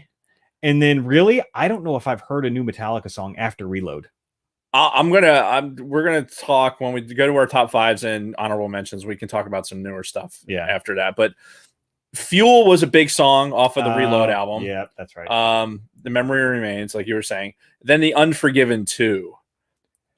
Which, by the way, You know, they've done an Unforgiven 3. They have. Yeah. And look, you know what's annoying about the Unforgiven 2 is that it tricks you into believing in the first couple of seconds that it's the Unforgiven. Right. And then suddenly it changed. Like, fuck, it's not the right one. Yeah. Like yeah.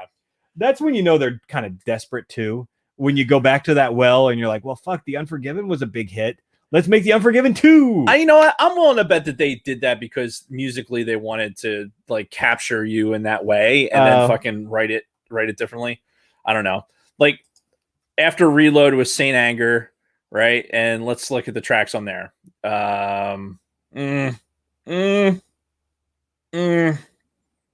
No. Yeah, Saint Anger is the only song from that album that I've even heard of. Yeah, no. Frantic, Some Kind of Monster, Dirty Window, Invisible Kid. I mean, Yeah. Death Magnetic came out in 2008. I remember when that came out. And there's a couple tracks on there that were good. All Nightmare Long, Cyanide, The Unforgiven 3. I've never even heard of it. I've got to go and listen to it now just to see what it's all about. Yeah, what was after Death Magnetic? Hardwired to Self-Destruct. Hello! I asked for some ice. Did you see my text? At the exact same time that you texted me? Yeah, I didn't really have time to respond. Blue background. I don't know. Wow. It's Obama. Obviously. Kristen and her memes. It's Mob. Oh my god. That ice for us. Thank you. Thank you. That's it? Okay. It's just ice. It's blinking. Wait, what? This one here. What the deuce? Don't eat it. Don't eat that one. Where's the light coming from? It's not coming from these. Is it? Look at it. Isn't that from your Rainforest Cafe thing? That's what I'm thinking. Hold on, wait. Oh my god. This is what we do miss by taping on Mondays is we don't have our fun ice stuff. Are those even real ice cubes that you took out? They are not. Please don't put them anywhere There's- near anything you're gonna do. Why is only one of them working? You have to make sure there's like water or something. Drop it in your drink. Pour over it. But don't drink it. All right. Don't like touch it with your Okay. Well, thank you.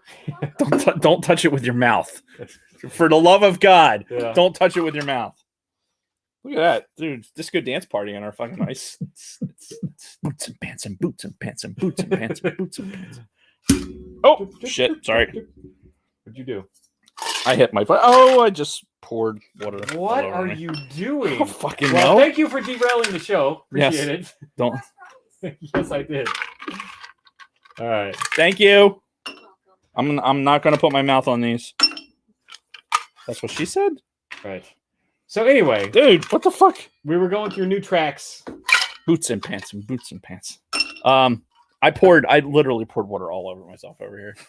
So that was fun. Yeah. Did the Hardwire to Self-Destruct. There's Atlas Rise. That's probably the one I've heard the most off of that. Mhm. Spit Out the Bone. Yeah, look, they put out music and it's just not something that I was like super into.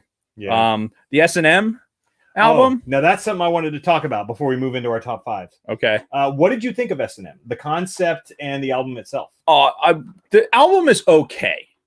Conceptually, I love it.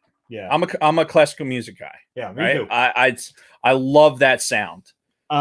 Yeah, and this was in collaboration with Michael Kamen, the composer. Michael Kamen, I already was aware of him before that album ever came out because I don't know if you've ever heard this. MTV, for their 10th anniversary, did a concert. And one of the songs that was played in that concert was Aerosmith did a version of Dream On with a live orchestra that Michael Kamen composed. That's like my favorite Aerosmith song of all time. Oh, that Dream On? that version of Dream On. Yeah, that not they the played. original version. Right. The original version is very, I don't know, it's very 70s like rockish. But yeah, no, that version that they played at that fucking MTV 10 concert fucking blew me away. Yeah. And that was like fully orchestrated with Michael Kamen, who eventually went on to work with Metallica on S&M. Yep. So I didn't know, but last year they released an S&M 2. and I was listening to it today in the car on my commute, and it wasn't bad. Like I only listen to the songs that I recognize because they've got a lot of newer songs on this, Right. obviously, that I had no knowledge of. But they did a fucking kick-ass version of Master of Puppets on there. Let me see if I can pull up the track list real quick. Metallica. You're hearing this live. S and M2 right there. Boom. So yeah, I listened to 1. They did a great version of 1. Master of Puppets, Nothing Else Matters, and Enter Sandman. They were all really good. Yeah, Good I haven't listened. I know because I listen to Sirius XM and I go between Liquid Metal and Octane and Turbo. Like those are kind of like my 3 that I jump around on. Mm-hmm. And they'll talk about the S&M too. And I think they had one of the DJs actually was talking to Metallica, and they were talking about S&M too, and going back and doing a thing. So it was actually really, really good. The Escape Pod. Hey guys, weird. I didn't get a notification for the show. Sad face. Yeah, I don't know what to do about that. No, it's a YouTube thing. Is it? Fuckers. They suck. Fucking YouTube. Yep. Yeah, I love the conceptually. I enjoy the collaboration with classical music because it's the idea of the speed of something that Metallica does with an orchestra is fascinating. Yeah. I think they deliberately have to slow some things down. Like, from S&M 1, I know that they slowed some of the songs down. Oh, sure. Because how could you possibly maintain that level of intensity for something like fucking Ride the Lightning? Yeah, Kristen wants to know if you need a towel. No, I'm good. Thank you. All right. Yeah, so I loved the first S&M, and I think the couple of tracks I listened to, you're drinking tonic water and what is that, whiskey? Yeah, a little. I mean, putting some water in bourbon is not necessarily like I don't have that much ice to melt. Smooth it out a little bit. And I poured the water all over my leg. Right. And ideally, you'd want like distilled water, but try with a little tonic water. What the hell? Yeah. It's only a little bit of bourbon anyway. Okay, I'm not ruining it, folks. Are we ready to move into our lists? No, I want to talk about Guitar Hero real quick. Oh, right. Right. So, actually, the fact, because Dragon Buddy brought it up in the chat, Death Magnetic on Guitar Hero, that Metallica Guitar Hero is actually going to factor into, something I want to talk about later. Mm-hmm. But it was probably my favorite. Like, if I'm thinking about some songs, like especially from the Metallica one, I'll think about the finger movements on Guitar Hero. Yeah, like you talk about like taking it back to something. Like I'll imagine like the button presses for fucking playing on medium on Guitar Hero because I was not that good at it. But yeah, actually, I'll save some of the fucking Guitar Hero stuff. But yeah, the idea that they were on the Guitar Hero and it was good. It was really good. Mm-hmm. It was good to have that. I remember when it came out, we had Guitar Hero already.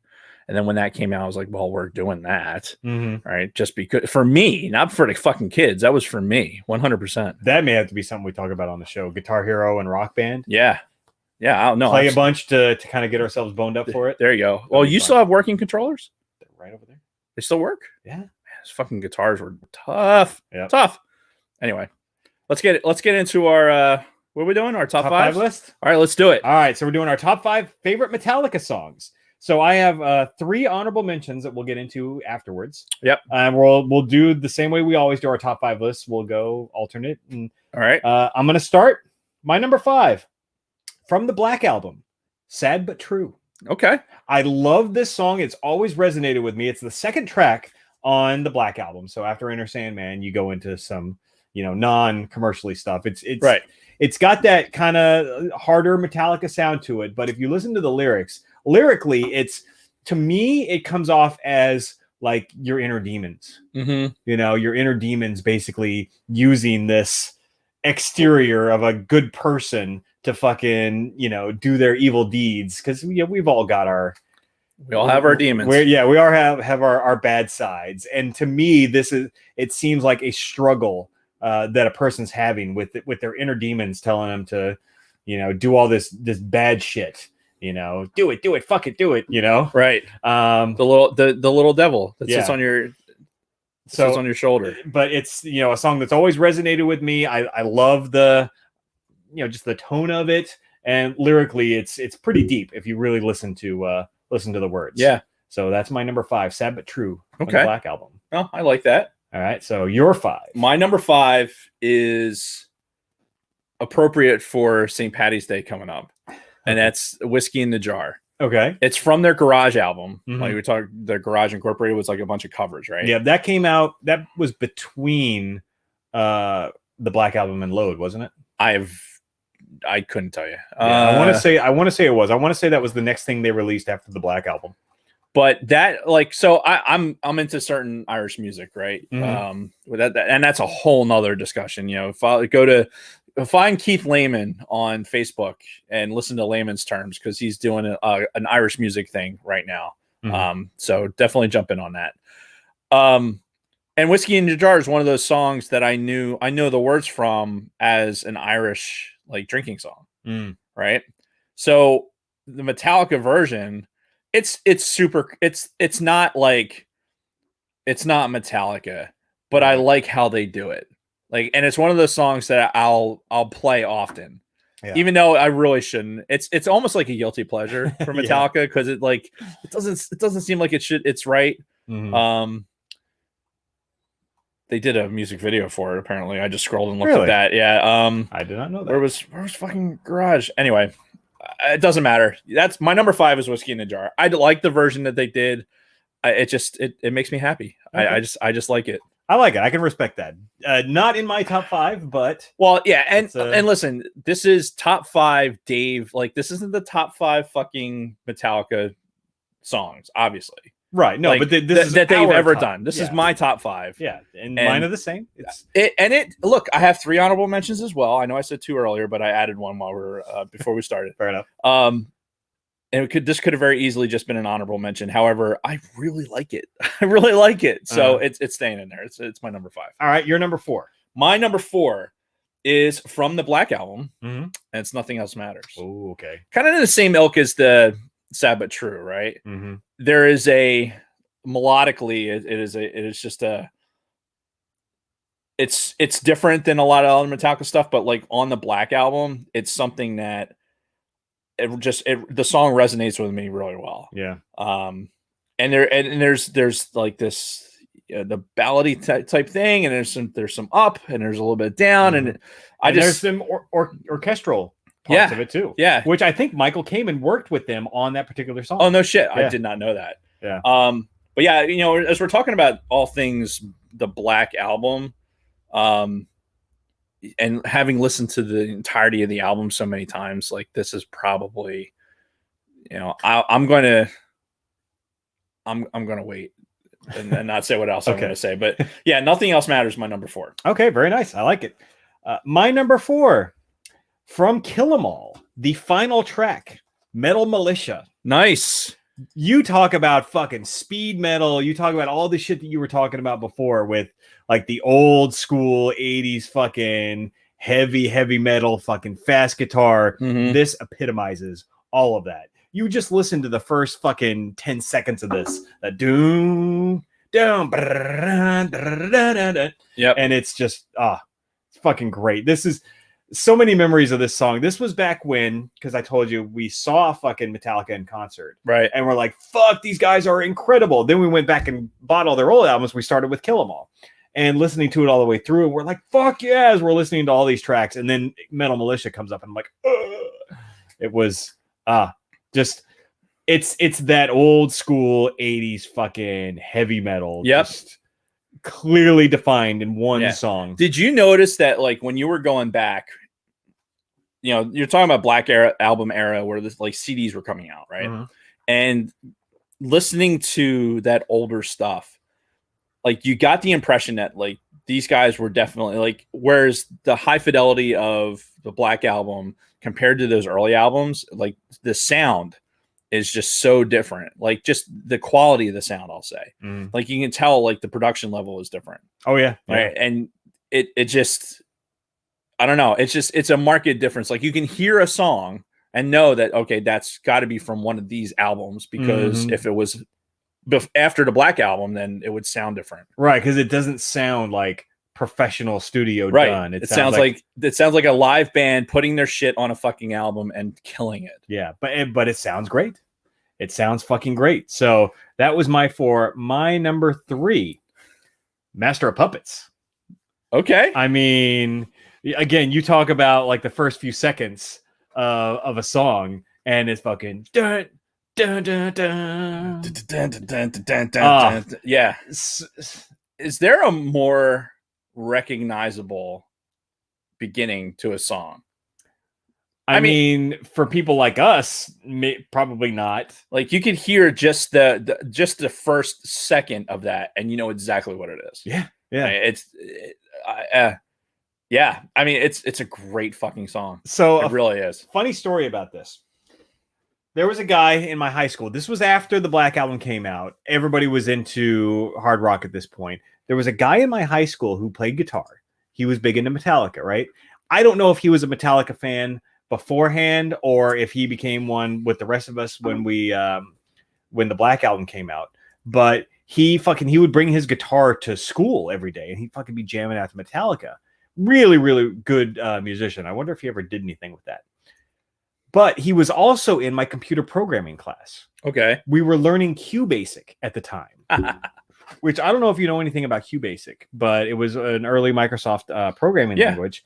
And you could play sounds through it because every computer back then had this internal speaker, right, that could play very basic notes, but it could play like notes. If you in QBasic went play and then did B and pound, it would play a B sharp sound through that fucking computer speaker. Yep.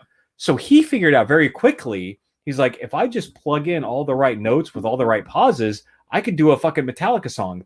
He did the entire Master of Puppets song. Dude, 8 minutes worth of that? Holy fucking shit. QBasic. He rolls into school one day. He's like, guys, I just finished. We're like, what are you talking about? He's like, you know how I was working with the sounds and all that? He's like, here, hands us a fucking 3.5-inch floppy disk. We plug it into the fucking school computer, and it's beep, beep, beep, beep, beep, beep, beep, beep, beep, beep, beep, beep, beep. That's fucking awesome. And he did the whole fucking thing. And I'm just like sitting there just in awe the whole time. Fantastic. Yeah.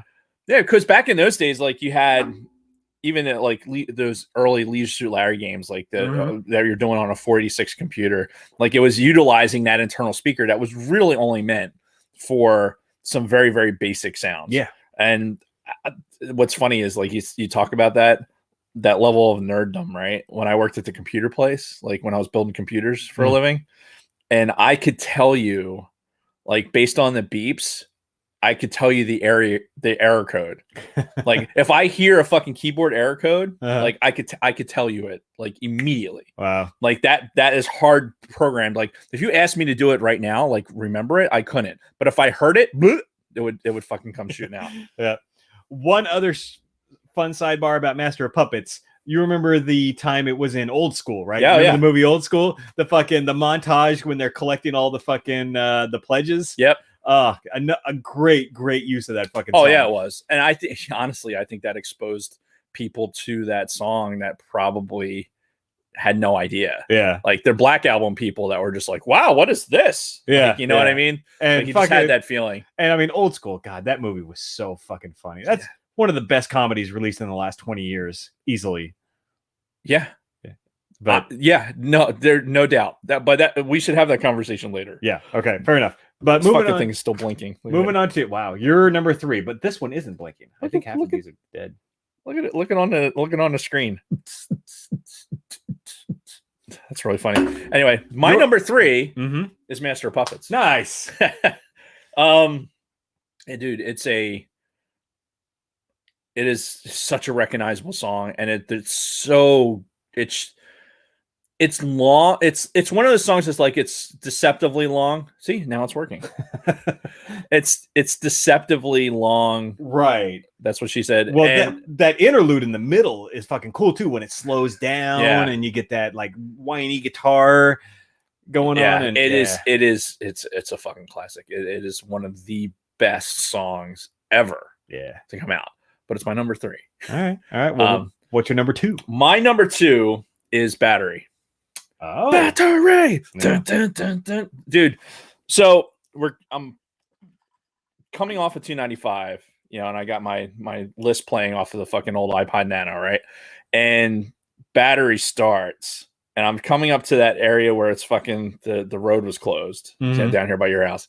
So I'm fucking I hit the fucking window down at that traffic light and fucking pushed it up to 11 in the fucking car, because that for me is the same for Metal Militia for you, right? It's like there's so much intensity in that song. The end of that song where they're just dun, dun, dun, dun, dun, dun, dun, dun, dun, dun, like that entire thing, fucking erection inducing, like just a giant raging hard on, because like that, it's just like fuck. You're sad when it's over, right? Like you feel like, could you do that forever? Right? Could you just continue to do that forever? And that would be fucking great. Yeah, that was my number 2. By the way, I told the people in the chat to give us their top 5 lists. Oh, okay. Here at the end. Okay. So we're gonna ask them for it. If you're in the chat right now, we want to hear your top 5s. Okay. Luna Girl posted hers earlier, but I'm hoping she reposted so I don't have to scroll and not find it. Yeah, keep posting them, guys. All right, so that was your number 2, right? That was my number 2. All right, so we're gonna go to my number 2. This is the one. This is the song when I was watching them in concert in '92 that really flicked the switch for me, and it was Seek and Destroy. They played. This must have been, and keep in mind, I had never heard this song before this concert.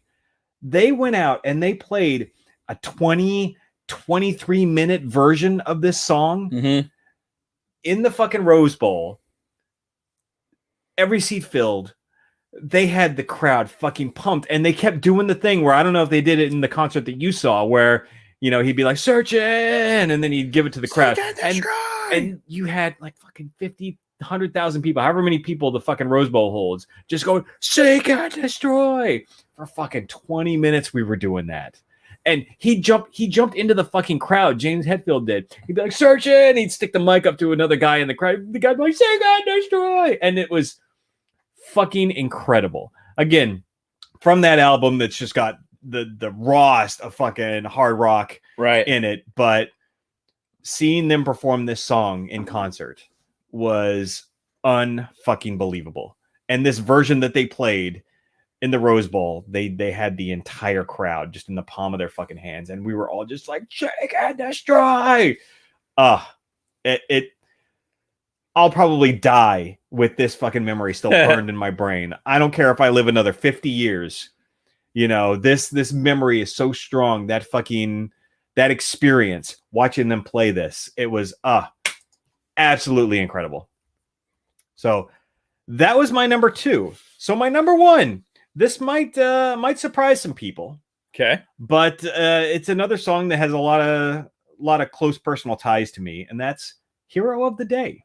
Okay. Now, specifically the S&M version. Right. Now, if the S&M version didn't exist, then the original version would still be my number 1.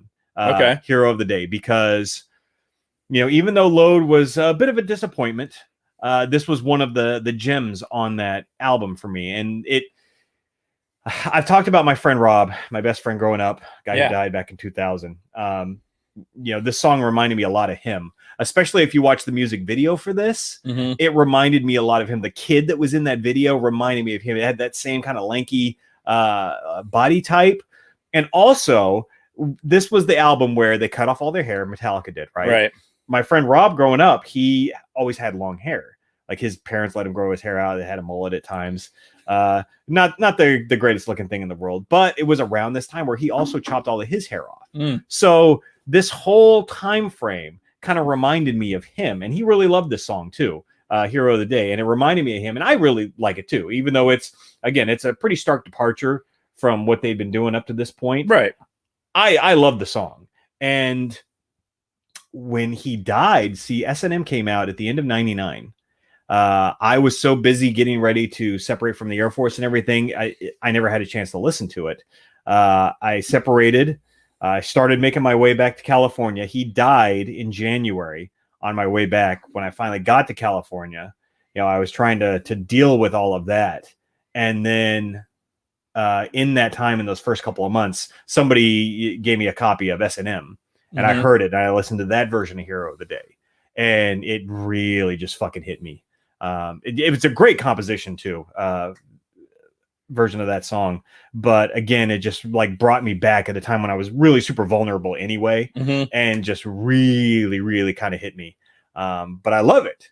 It just, you know, it reminds me of that friend of mine that I lost around that time. But it's a good song, and every time I listen to it, especially again the S&M version, damn near brings me to tears every time. Yeah, but I still think it's a great song, regardless of that connection that I have with it. So that's my number one. I look, there's a, you know, Hero of the Day is not the favorite of a lot of people in the chat, and but Luna Girl's with you. I think, yeah, that was her number 5. Oh, okay. Big Sweet is not into that song or album, but that's okay. Right. And again, I understand. Yeah, I know a lot of people didn't like that. But yeah, as a song, it's not the worst thing that they did. Yeah. And I think if it wasn't Metallica, like the people that don't like it, I think if it was not Metallica, then they'd like the song. Probably. You know what I mean? Yeah, like, yeah, exactly. It's because it's like, oh, this isn't Metallica or this isn't my Metallica, then they're not going to enjoy the song. Right. If it was any other band, if it was Joe Schmo and the Grey Right. Gooses, you know, Yeah. they'd have been like, oh, this is a great song. Yeah. No, I can totally dig it. And my number 1 is 1. Okay. So fitting. yeah. So here's the thing. I had that phase where I was like super into the metal and stuff like that. And when hearing this song when I was younger, I got it wasn't a weird point in my life where I was very introspective and as a teenager, like as a young teenager, and I read Johnny Got His Gun, right? Which is the book that the movie that is incorporated into the song. And I knew the song, and then reading the book, you weren't supposed to put your mouth on that. Yeah. Anyway, I read the book, and it put the song to a new meaning to me, because it made me really think about like this person in war not having the ability to change their circumstance. Oh, it's a horrifying story. It is. Like, and you know, honestly, there were some things in my life that I think I drew parallels to that. You know, where you're in situations that you can't change your circumstances, and so it had meaning for me even younger. Yeah. Despite the fact that, listen, it is a great hard fucking metal song. Oh yeah. It just is. The story is super fucking intense, right? The musically, it is fucking I can't even. Yeah, especially right? as you get towards the end and you get to that big crescendo, the darkness imprisoning me. Yeah, I mean, I know all the words. And so here's later in life, we got Guitar Hero, right? The Metallica version of Guitar Hero, and we're playing whatever. My grandfather passed away, right? Grandfather, huge influence on my life.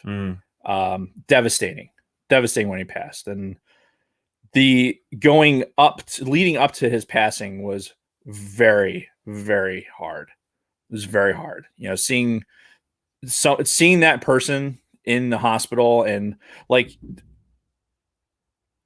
that person like begging me to throw him over my shoulder and fight our way out of the hospital. Really? Right? Like that's the level of intensity. And then, you know, being there hours before he passed, and then when he passed, it just is like, it's been over, I think it's been 10 years this year, and it still hits the same. Yeah. So I'm the kind of person that I'll turn to video games. Like if I'm so far into my head that I can't really necessarily do much else, that's when I kind of attach myself to a video game. And the video game I attached myself to was Guitar Hero and this song. Right. Like I legitimately played this song Guitar Hero probably 1,000 times. Holy shit.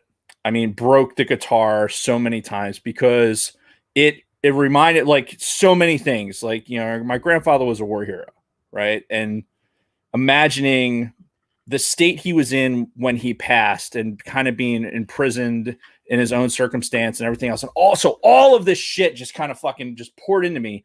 And when this song was the channel, like this song encompassed all of that. So when I hear it now, right, you talk about that level of emotion. When I hear it now, it immediately puts me in that mindset. And it's the level of intensity. And it's not, you would think that it's something that you kind of hide from, right? Because you don't necessarily want to feel that level of intensity. Right. But I want to hear it. Like there's days that I have to hear it. Yeah. Right. I have to hear that song. And there's so much going on in that particular song. Oh yeah. You know, and for Metallica itself, this was their video, right? This was their first big video that came out with the incorporation. Nobody knew fucking Johnny got his gun. No, nobody knew that. Vietnam veterans knew that. Mm-hmm. Like because of the book and everything else. Like nobody had any clue what that was about. Mm. Most people heard the fucking machine guns and everything else, and they thought like, "Oh wow, this is cool," and not really thinking about this is a fucking song about somebody with no arms, no fucking legs, had to fucking tap code with their head to tell a nurse to fucking kill me. Yeah, because he was trapped in his own body. Mm-hmm. And, which I mean, as a metaphor, that could like with you and your grandfather, like you were probably felt powerless to help him at that point. Yeah. Like especially knowing you the way I know you, you always want to fix things. You always want to make things right. And you probably felt like Johnny in that, where you had no ability to help him. Yeah. And it's like I said, it hits hard. And it's the intensity of that song, it's a great channel. Yeah. Like that. Thanks, Rick. My cousin's in. It's been 11 years since he passed. That level, that song will always be those. It'll be that. Mm-hmm. It'll be that for me. And then like Rick will tell you, like the wake that we had for my grandfather was at my house, and when I still had the tiki bar in the back of my house, and holy fuck, did we get drunk? Holy shit! That was a flogging Molly night. So there's some good stuff to be had by that. But yeah, I one is probably the number one song, like for me. Like if you're talking about what brings a level of emotion to you, what musically is so good. That's not like obscure. Like people that follow Metallica, like a lot of people in these lists are talking about that. That makes their top 5. For good reason. It's a great fucking song. Oh yeah. But like you said, it's the same thing for you with Hero of the Day. Hero of the Day. Thank you. It hits, and it hit at that particular moment. And it's the irony of something that level of impact for both of us, and it's the same band is interesting. Yeah. That's interesting. Well, and that's something to be said about their music, their style, their writing. So talking about honorable mentions, one is on there for me. So good, as it should be. Yeah, at least needs to make some of the list. Nothing Else Matters, also on there. Very good. Yep. And I also put The Memory Remains. Because notice I don't have Enter Sandman on mine either. Neither do I. Yeah, a great song for them, Mm-hmm. like big song for them. Yeah. Not my favorite thing. And I think that was one of those things where at the time, MTV had this real habit, or not even MTV, like MTV, the radio, if something hit big, they would play it over and over and over again, to the point where you're like, all right, I fucking get it. Yeah, let's move on. Like I know Luna Girl listens to Turbo because she posts stuff on Instagram. Like she'll take a screenshot of like listening to Turbo, and they'll have a Metallica song probably every, I don't know, 12th song, let's say. And Enter Sandman, you're probably going to hear it at least once a day. Yeah, like if you're listening to it a lot, you're going to hear it a lot, and that's fine. It's not the worst song ever, but it's the Black Album has so many other good songs. Yeah. And I just feel like, again, that was like so overplayed at that point. That it was just like, okay, I fucking get it. And then it got to a point where, like I said earlier, it just got a little cheesy for me. Mm-hmm. Like, okay, I'm ready for something different. So those were my honorable mentions. What else do you got? So Pulling Teeth from Kill 'Em All Oh, okay. is one of my honorable mentions. Yeah. Again, a very intense heavy metal fucking song. Yeah, you could probably say that about pretty much every track on Kill 'Em All. Yeah, true. And that was one of the ones that I my buddy CJ, when he was like playing guitar and stuff like that, this is like one of the songs that kind of like when I didn't realize, like I had to listen to it today, like it popped up on my list because there's a reason that it's on my list and I don't remember why. Then I hear it, I'm like, oh, that's why. Yeah, because he played it. That's one. All Nightmare Long. It's from the Death Magnetic album, right? So here's the thing, and this is, again, it's new Metallica, and it's not a great song. I was listening to Sirius XM, and there's a DJ on there. Fuck, I lost his name. Jason Ellis. Jason Ellis had his own show, and he was doing some workup promo stuff for Metallica, and this album came up, and for Death Magnetic, and it was like, oh yeah, blah blah blah blah blah, and this song, and he played it, right, and I'm like, that's not terrible, right? So it kind of made its way into my rotation of songs that, like, okay, I'll add it to other Metallica stuff. Sure. My problem with that song is it kind of highlights the fact that Metallica, their newer stuff, lacks the intensity of the old stuff, but it doesn't make it a bad song. You know what I mean? It's like, it has its moments. It's another one of those ones that if it was done by any other band, it would probably be pretty good. But because it's Metallica, I think Hero of the Day fits that bill a lot better than this song does necessarily. You look it up. It's not a bad song, but the way it came to me and for Metallica, then it was thing. Well, Big Swede says, and I quote, "Fuck Death Magnetic." Yeah, look, dude. Totally. I'm with you. Like, you look at the tracks on the album, there's not anything worth. It's just this particular song hit me at the right time to make it into my rotation, for what that's worth. Yeah. The last one for honorable mention could have very easily made my top 5 was Orion, right? It's the bass solo. Or no, not that. No, I'm sorry. That's a different. Orion is it's a guitar solo, basically. Is that on Ride the Lightning? Or Master of Puppets? I think it's on Puppets. Okay. I don't know. Jamie, pull that up. Yeah. But so here's the thing. I like that. I like that the fucking basically the solos. Think Van Halen, think Eruption, shit like that, right? Yeah. So this isn't as intense as Eruption, but there's a band. It's this couple, right? They're called Rodrigo and Gabriela, right? They're from Mexico. No. And yes, believe it or not. And what they were doing, they were playing, like, it's 2 acoustic guitars, right? And they're playing the guitar and doing they're striking the guitar to make the drum beat. But they're doing it so fucking fast. One of the songs they play is Orion. The album's called Tamacun, something like that. But if you look on YouTube, look for Orion, Rodrigo, and Gabriela. I think you just need to find that and post it in the private Facebook. I will absolutely do that. That way you have a link to it. Yeah. But so Preston and Steve locally had them on, right? This is back in the day. And he had them on, and they were like up and coming, and they made their name by playing street music, and they were playing heavy metal on acoustic guitars with the fucking bass beat and everything playing on a guitar. The handwork is fucking amazing. I actually went and saw these guys live. Yeah, like, it was fucking unbelievable. Like the talent level, and they're not the only people to play like this, but they do it at a level that's fucking fantastic. It's impressive. It really is, especially as somebody who's an aspiring guitar player. Yeah. And so they played on Preston and Steve. I'm like, wow, that was really good. Let me go on the internet and listen to the rest of their album.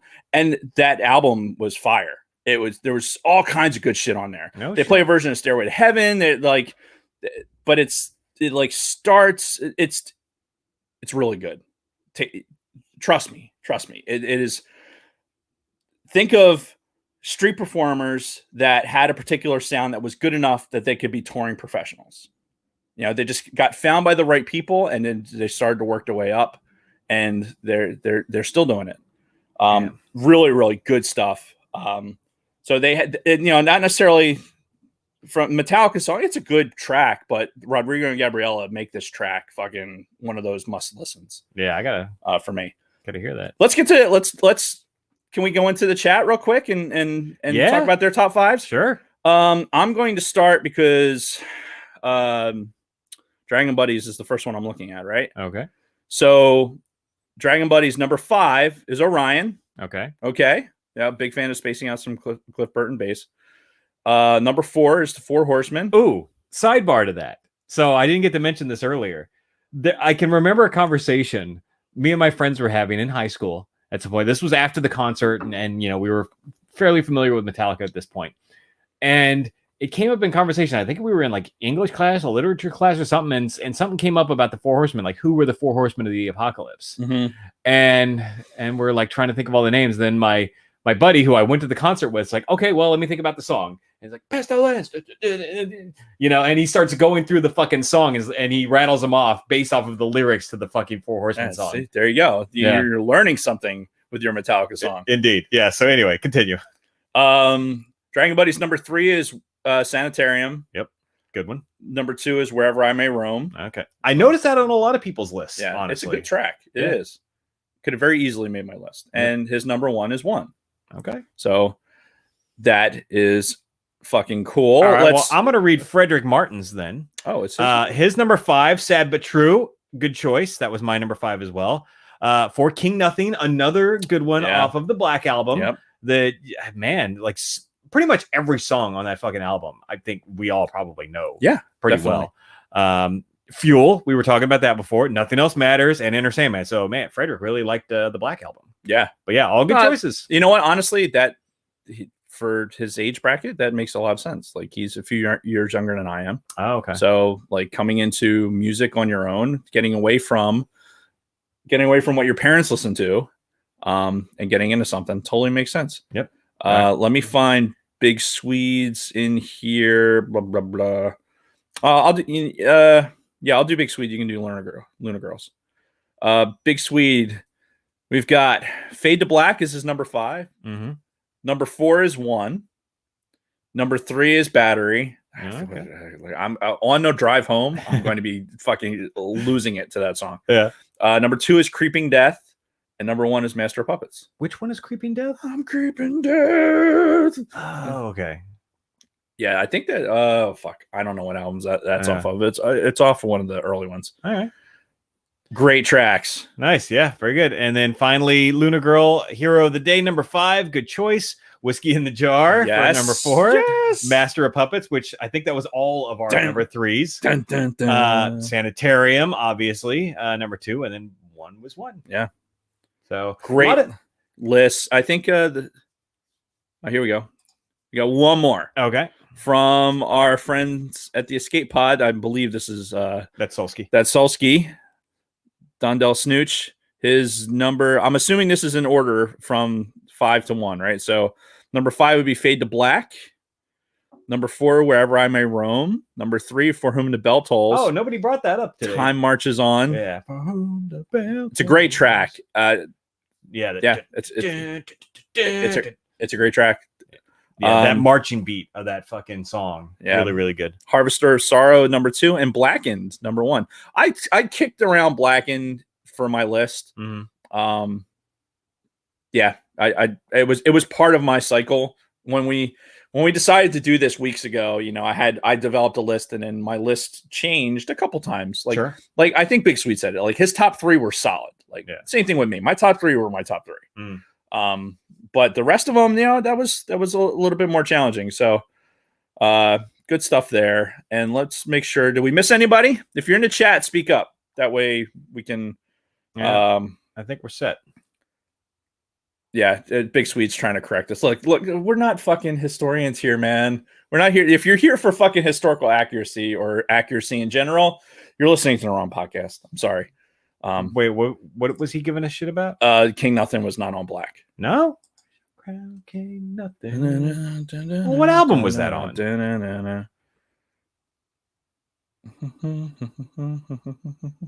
I don't know.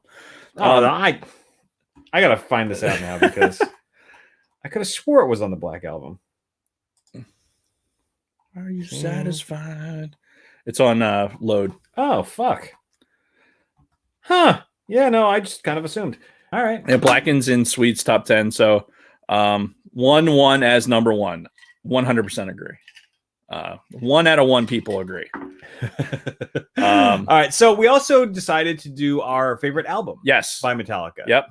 So I'll go first. Okay. Master of Puppets is my favorite album. Oh, really? Like that is not what I thought you were going to pick. I listen, I went through and listened to basically all of the first 4 albums because that's where my favorite was going to come out of. Yeah.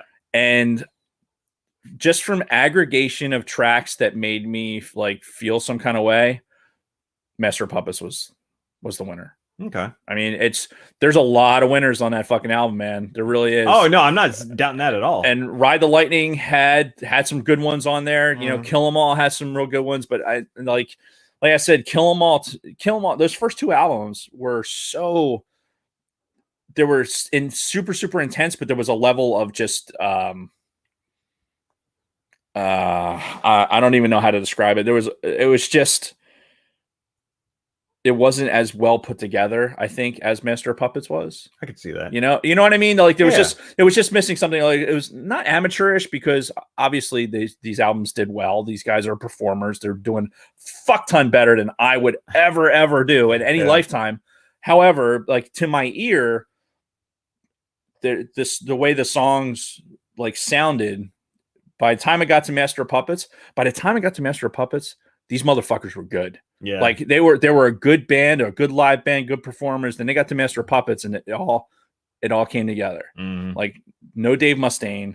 They had Cliff Burton. Yep. Right. This is the album where everything this was Metallica. Yeah, that was. And then everything after that kind of changed because of, Cliff Burton's death. And then, some other things happened. And, and Justice for All is a really good album too. Sure. But like, to me, Puppets is just like, that to me is here's your stamp. This is what Metallica was at its best construction. Okay. Then everything else is some variation of that, which is also very good. Don't get me wrong. I mean, for me, it's Kill 'Em All. After that concert, when we went back and we started buying all of their old albums, Kill 'Em All is the one that resonated with me just because of how hard and fucking how raw it was. And I listened to it over and over and over. And I know fucking like every track on this fucking album. No, dude, it can be very monotone. Like the style doesn't change from track to track very much. It's all just fucking fast speed metal. Yeah. From one song to another, just in different. Honestly, and that's exactly forms. What they were at that moment. Yeah. It was like this here. And honestly, the metal scene, they were right there with it. Yeah. Were they huge pioneers in the metal scene at that point? No. But it was starting. Yeah. And then they got their shit together. Like each album got just a little bit better. Yep. And then, like I said, to me, Puppets is the best. Yeah, because is Metallica. Yeah, because they were pretty experienced at that point. You probably had a higher production quality because those first 2 albums, especially that first one, the record company that made it was just some fucking no name some label in New York, schmuck out of New Jersey. Yeah. Like, oh yeah, we're gonna put an album together. Here, get together with Scott Ian and fucking use the studio. Yeah, we don't have any money to pay you or to put you up anywhere, so figure it out, and then we'll record this album. So, but yeah, that's that. Anything else on Metallica? No, man, we've been going for a while. For a while. And look, I think we fanboyed enough over Metallica for the moment, anyway. And I can guarantee you, I'm going to listen to Battery, and I'm probably going to listen to One on my way home, and that should get me to the doorstep. Okay, I might run into, if I hit the lights right, I'll be perfect. But if I get a good traffic light, then I might end up sitting in the car for a little bit. Right. Once I get home. Gotcha. All right. So next week, the month of M continues. That's right. And M for motherfuckery. And we are going to talk about a video game that starts with the letter M. We're going to do Metroid. Yeah. I don't know if we're keeping that a secret or not. No, it's not a secret. Well, it's not now we're not anymore. Yeah. No, we're gonna play some Metroid. Yes. And I have it on my classic NES console. I'm sure Jason's gonna as do I, though I think I have an actual. He's gonna blow on his cartridge unnecessarily and fucking maybe slide it into another. There's a lot of sexual innuendo Yeah, there. you just stick it into the slot. Right. And wiggle it a little bit. You gotta wiggle it and put it down. Mhm. Like you get 3 fingers in there and wiggle it and then push it down. That's what you gotta do. Yeah. Take notes, kids. And you put enough pressure, then some magic's gonna happen. So the magic will happen. Yeah. Or you have to hit the button and fucking do it again. Right. Anyway, yes, Metroid. Yep. A Nintendo classic Indeed. for our month of M. Yeah. So, and after that, we're going to do The Money Pit. Right. The classic Tom Hanks and Shelley Long Yes. vehicle. Listen, and as I think the biggest thing for us when we're talking about The Money Pit is going to be how that relates to our home buying experiences. Dude, as soon as this fucking Biden money drops, I'm going to probably have to drop 10 grand on a new fucking roof for my house. So the timing is perfect. Yes. Yeah. This is Money Pit we'll get into that. We'll get into our home buying experiences and hopefully you in the chat will contribute as you always do. Yes. And while you're contributing, please, pretty please with sugar on it, like this video. Yep. We didn't beg for that earlier, but please like this video. Like, subscribe, hit the little bell button. I think if you hit the bell, it should give you some sort of notification on Allegedly. Yeah, it may not show up on your phone. And that's where I think there's a little bit of disconnect in the mobile. Like every time one of my subscribed videos, I get a notification every time on my computer that I've hit for it. A phone that it's maybe I never get 70% of the time. Yeah, I never get YouTube notifications on my phone anymore. Yeah, so we'll be back to a Monday night recording next week. So sorry for the upset, but I had a delicious dinner out of it. So I'm not sorry actually. And a nice dessert. Yes, which I have more of that I get to eat later. Yes. Fucking great. So yes, follow us on social media. I don't know how we got so far off track, but right. And please, especially Instagram. Yep. At GenXPOV, right. All one word. Our social media coordinator is working her ass off. That's right. To push out content every single day. Yeah. And we really appreciate her for it. Words. No, she's doing a great job, and she's doing those polls. Every week we're doing the this or that. She's the one who's producing those, putting those up, participate in those because it's fun. Yes, for her. If you don't want to do it for us, do it for her. Yes, like she's the best. At GenXPOV on all of your social media stuff. Subscribe on the podcast medium that you prefer. There are so many, and you can go on any one of them and find From a Gen X Point of View, and we'll be there. And we will be there, especially with iTunes, because iTunes you can leave us a 5-star review. Yes, and we will read it just like we did today. Yes, if we remember. Right, we're gonna put that caveat out there, and go to teespring.com and throw From a Gen X Point of View into the search thing, and you can get sweet merch like I'm sporting right now, and our fantastic listeners are sporting already with our likenesses as Beavis and Butthead. Yes, which is awesome. And while this week, if I can pull it off, I'm going to be making a guest appearance with the Escape Pod guys. What? Doing, I think it's a sit down. Oh, the Light of the Jedi? For the Light of the Jedi. Yeah, we're going to sit down. We're going to talk about that. I've actually got to look at it again because I read that book so fast because I enjoyed it. I did enjoy it. Okay. And I read it so fast that I'm going to have to go back and make sure I can speak knowledgeably because I think there's going to be other adults in the room. I don't want to sound like an idiot for. Right. So the Escape Pod, they do their thing on Wednesday nights. Please go. Oh, it's TeePublic. What'd I say? Teespring. All right, TeePublic. I think we had a Teespring too. We did for the our other podcast. Old podcast. Yeah. TeePublic, people. Go link in the comments below. That's why I'll just put the link. Yes, please. Dave's coming on the show tomorrow. It's tomorrow. Oh fuck. Looks like about 7:20 p.m. So all right. Yeah, look for that Why on the YouTubes. I don't know. Whatever. Later is better. Go follow the Escape Pod. download their podcast, do their thing. Those guys are great. We talked about Keith Lehman. He's doing a St. Patty's Day layman's terms thing. Oh, nice. He's on the Facebooks. And I think Used and Abused just had an AMA episode. They did. They did actually like the same day that the Escape Pod guys did. I like thought it was on Saturday. They both went live at the same time. Maybe. Well, I don't think the Escape Pod guys were doing their AMA, but they were doing something else. But both the Escape Pod and Used and Abused were live at the same time. Well, on Saturday. open up 2 windows and support them both. Right. That's what you have to do. Mm. And then I know over in Sweet Studios, he's working on some stuff for us Gen-Xers, stuff that we'll recognize. Yeah. And we got to talk to him about potentially coming on in April for that show. Nirvana?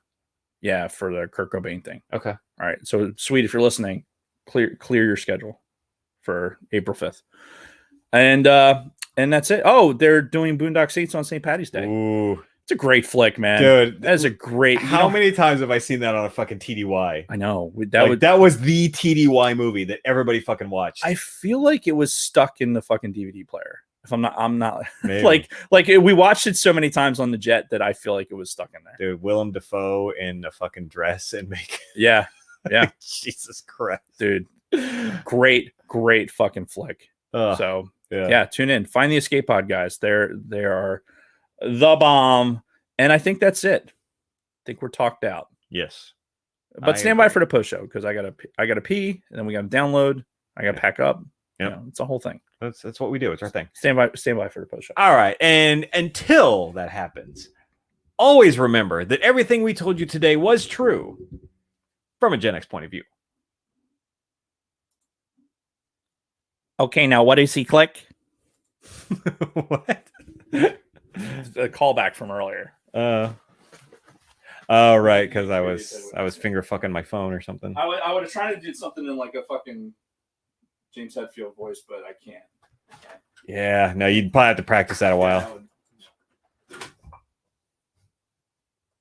Sounds like he fell down. Gonna have to ask when he comes out. All right, what is this? Episode 26. Episode 26.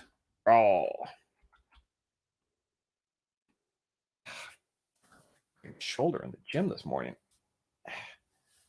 I feel like it's gotta like pop, like I gotta just go and then it'll be fine, but it's like it's really fucking tight right here and I can't get it to pop back into place or whatever. Weird. I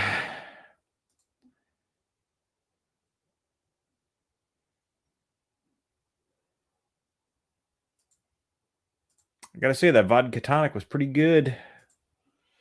Again, if you're gonna drink vodka, Grey Goose is the way to go. That's the shit. Did you fall down when you went outside? Yeah, the fucking step is loose. I didn't fall all the way down. I just tripped out. Okay. Yeah, you went outside and I heard a doom doom. I'm like, what the? Yeah, that fucking cinder block was out of position. Yeah. Oh, Maybe Kristen sabotaged it. maybe. But I didn't fall all the way, so That's good. Guiding Love Boondock Saints. That sounds like a soap opera. Yeah. Guiding light. Brown, can't drink clear, brown only. It's actually it wasn't bad with the tonic water. Oh, good. Why can't you drink clear? Some people does, like, you know how sometimes. Remember back in the day, I used to be a Captain and Coke guy. Mm-hmm. Like now, I can't do Captain and Coke Just because it doesn't sit well with you, or because it turns me into a fucking crazy person. oh, Obviously, Oh. I mean, you've witnessed it several it's times. been a while. Yeah, it has been a while because I just don't drink that anymore. Yeah. I had a wee nip of bourbon and that was perfect. So this is a good topic for the post show. While we're waiting for everything to download, we went onto our old jet today. Yes, we did. So yeah, Dave and I went to the flight. A person we used to fly with retired or is retiring. She had her last flight today, Right. and we went out there it's a tradition when a flyer leaves, they hose them down on their last flight and all this other stuff. And then we got to take the tour of our old jet that we used to fly on, and man, brought back so many memories. Yeah. Of our flying days. Yeah. The smell of the inside of the airplane. Not that it stunk, But you know how the jet just smells a certain way. Mm-hmm. And it was like, oh man, this is fucking, I miss it. Yeah. I miss it. I miss going places. I don't miss the actual flying and all of the shit that you had to deal with as being part of the squadron. Right. But I do miss like going to places. Yeah. I missed the jet. There was oh fuck, I've never been more afraid in my life sitting in that fucking tube. Mm-hmm. Like same. But at the same time, that stuff, you almost forget about that stuff as much, except in my dreams. Yeah. But there was something very like calming and liberating about just sitting there. Like, we're sitting there on a headset doing a flight following thing and getting into a particular zone where for the next 4 hours, 4 to 6 hours of just flying, I'm doing nothing. Like, you're listening to the radio, you have these responsibilities and stuff like that. But we've especially over in Oceanic, right? You be sitting there and you like, I don't have to fucking be beholden to a phone. I am like, I'm existing in my little office at flight level 370. Mm-hmm. And I just enjoy that little space. That's why looking at the new space that we didn't get an opportunity to fly in the most modern version of this plane. It's kind of they do constant upgrades and everything. Yeah, which is great. Which I'm glad to see. But yeah, I want to get back in there. I want to fly that jet so bad, dude. Yeah. It is. Yeah, it was great. It's like, hey, sweet. See this? I've already had 2 of these, and I'm bringing these 2 home with me. Just saying. Fuck, what was I saying? We're talking about the jet. Yeah, I know. I just can't remember that. Oh, yeah. I tell people all the time when they ask me, like, oh, was it really that great? I'm like, for the first 7 years, it was fucking incredible. Yeah. The last 2 years, I could have done without. Yeah, and honestly, for us, it was Jason especially, because he unfortunately was, when you only have a certain amount of people that can do your job, and then that percentage of people is cut in half, and you still have the same amount of fucking missions, the same amount of sorties, you start getting burnt out. Like, you get burnout. Yeah, and that happened, and it reached a point where I couldn't recover. Yep. Yeah. And you know what? It probably worked out for the best. I mean, look at where you are now. Absolutely. Everything happens for a reason. The same thing with me, right? I got taken out of something that I really loved, but I'm sure there was good reason for it. Yeah. Do I sound convincing? I'm not really convinced.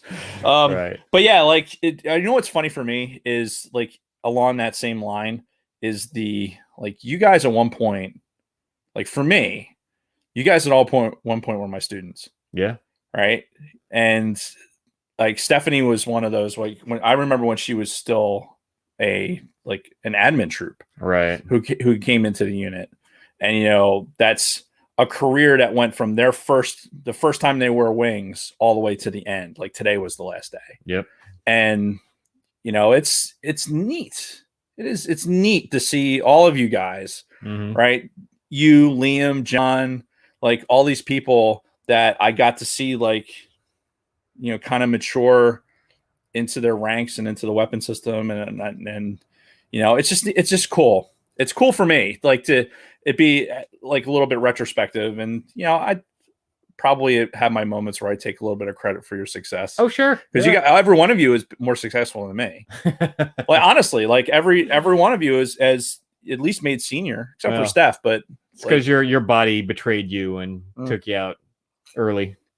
Perhaps, but I'm not the type of person who doesn't, like, I'm so, like, I want you guys to be so much more successful than I ever was. Yeah. It's like, not that you're my kids, because we're all the same age, but you know what I mean? Oh, sure. Yeah. Like, you definitely want to see somebody, like, reach their potentials. Yeah, like even with Dave today. Yeah. Not this Dave, but a different Dave. He's he was my student as well as yours. Yep. You know, so, and he's like one of the most senior people there now. Yep. And he's got his whole career ahead of him. And he gets to sit in the big boy chair now. Yeah. And, hopefully he makes good decisions. Yeah. While he's in there. Because even looking at him today, it's like, God, I can't believe he's in that chair. Like, Yeah. Is he ready? Yeah. Were we ready? No. I mean, fuck, I was the first one. Yeah. It's like, ugh. And I did it for way too long. Yeah. But I liked it. But it was the best. It was kind of out of necessity too. Yeah, it was the best chair in the building. Right. Honestly. Yeah. Well, and I mean, you think about it too. Like, we didn't have anybody else who wanted to do that kind of stuff. You had the Bryans, you had fucking Burkle, Tim. Yeah. None of those people had any aspiration to move into that particular chair. Right. A couple of them wanted the big chair, but they didn't want to put in the work to get there. Right. So, it kind of fell on you for the longest time until people like me and John showed up. So, yeah, there's the dark times. Yeah. Before you guys showed up. But yeah, no, it was great. I've been dying to get on the jet to see the new setup. Mm-hmm. And it worked out. And Steph had a great day for it today. Yeah. And this time last week it was fucking freezing. Yeah. Like and that would have been an ice bath. And they literally hose you down. They Yep. take, fire hydrants and they fucking with water and Yep. the champagne bottles, and it's a whole thing. They did it to me when I left. Yep. And I think it was like the summer when I did mine. So because of my situation, I actually I got to do a Finney trip, even though I didn't get the log time because I was, on my medical, but I got to do a trip, and that was great. It was, a little over 3 years ago now. Mm. And because of there was weather on the fucking West Coast, and we ended up diverting into Reno and spending the night in Reno. So apparently that they had a whole thing set up for Kathy to come on and do all this stuff, right, for the Finney. And then all that went then shit the bed because of us having to divert. So yeah, it was like 1 a.m, and I got a Gatorade bath basically. They took the ice fucking cooler on me in January. Oh, so nice. No, it was good times, man. I appreciate the position I'm in now. And I can go fly with the guys I'm flying with now, but it's not the same. It wouldn't be. Yeah, it's a lot different when it's your airplane. Mm. And it's just different. It was nice though. Damn. I think it's one of those instances too where even if we did get to go back and fly on our old jet, it probably still wouldn't feel exactly the same. No. Yeah, Not unless it was like, hey, you're going to get ready to get a check ride in it, right? Yeah, then your fucking your butthole puckers up, and you're like, oh shit. I know for one, there's no way that I could fucking work the radios like I used to. Oh yeah, I don't know if I even remember how to fucking change frequencies on these things. That wouldn't be the problem. It's the actual input, because I liked having the ATC with this other frequency and then this other thing. So I liked the input. Oh, and just that ability to be able to filter them out in your head and discern everything. 5 or 6 different inputs all at one time. Yeah, because when you're first doing that, when I first became a boom operator, we did some level of flight following. Basically, we had to have our headsets on. We had to have ATC on at all times. When you're first flying and you're listening to ATC, it can be so fucking overwhelming. Yeah. Fuck, what is going on? And then you got the crew talking to you, and you got your instructor tapping you like, hey, we need to run this checklist. It's unbelievably overwhelming, and it takes time to get into that flow and learn how to do those filters and everything. And it's not for everybody. We've witnessed it ourselves. It is definitely not for everybody. Not everybody can necessarily handle all that input. Mm-hmm. Johnny Five and the whole thing. Yeah. But yeah, we were members of a very elite group, if you really think about it. Yeah. And I will always be glad for that. Indeed. Well, I think this might be the end, folks. Are we downloaded? Sweet. Downloaded. Now I need to post real quick. All right. I would like to get this out tonight. Yeah, you should post it. You should do that. I'm working on it. All right, do it. I'm doing it. What the fuck, man? I'm going. Well, you just fucking do it? God. It's not such an easy process. You don't know. I don't. You're over there clicking and the fucking you got blue screen in front of you, like your whole face color changed because it's fucking I can't drag this fucking. There we go. the levelator. Yeah. 2. I guess it's deliberately supposed to look like a bad 80s movie fucking Probably. thing. Is that freeware? Yep. Nice. Yeah, it basically it evens out the volume. So like if I was talking really loud and you were just kind of talking soft, it would level our volume so Right. that we're, you know. I you know what's funny? So during the pod, I caught myself. Allie says to watch your language, Dave. Sorry. Which time? Yeah. Which of the 50 times he said fuck? Kids with ass cancer. That one's for you. It's a very specific insider thing. It sounds like it. Oh no, I could feel myself my volume increasing because I was like getting like I was getting amped up. Yeah, I was getting amped up and I could feel the volume of my voice. I'm like I could hear the echo coming off of the wall. I'm like, I need to bring that down a notch. Yeah. I'm sure the fucking needle's going brrr, fucking pegged all the way high. But that's what levelators for. Yeah, it's my thing. It's what I do. Oh man, it's so hot in here. Yes, it is. And there's no heat on. It's getting hot in here. So keep on all your clothes. I won't take off my clothes. Thank you. Oh, okay. Solsky got really sick on vodka and Bacardi. Oh, gotcha. Mm. Yeah, that's why I couldn't drink tequila for like 20 years. Fuck tequila. I still can't. It was Jose Cuervo too. So. And well, and it makes you pregnant. Yes, it does. Tequila makes you pregnant. Yes. So you don't want to do that. That's the next shirt. That's tequila makes you pregnant. I'm gonna be working on that right now. I have this vision of a Cuervo bottle with a little baby bump on it. Oh, that's funny.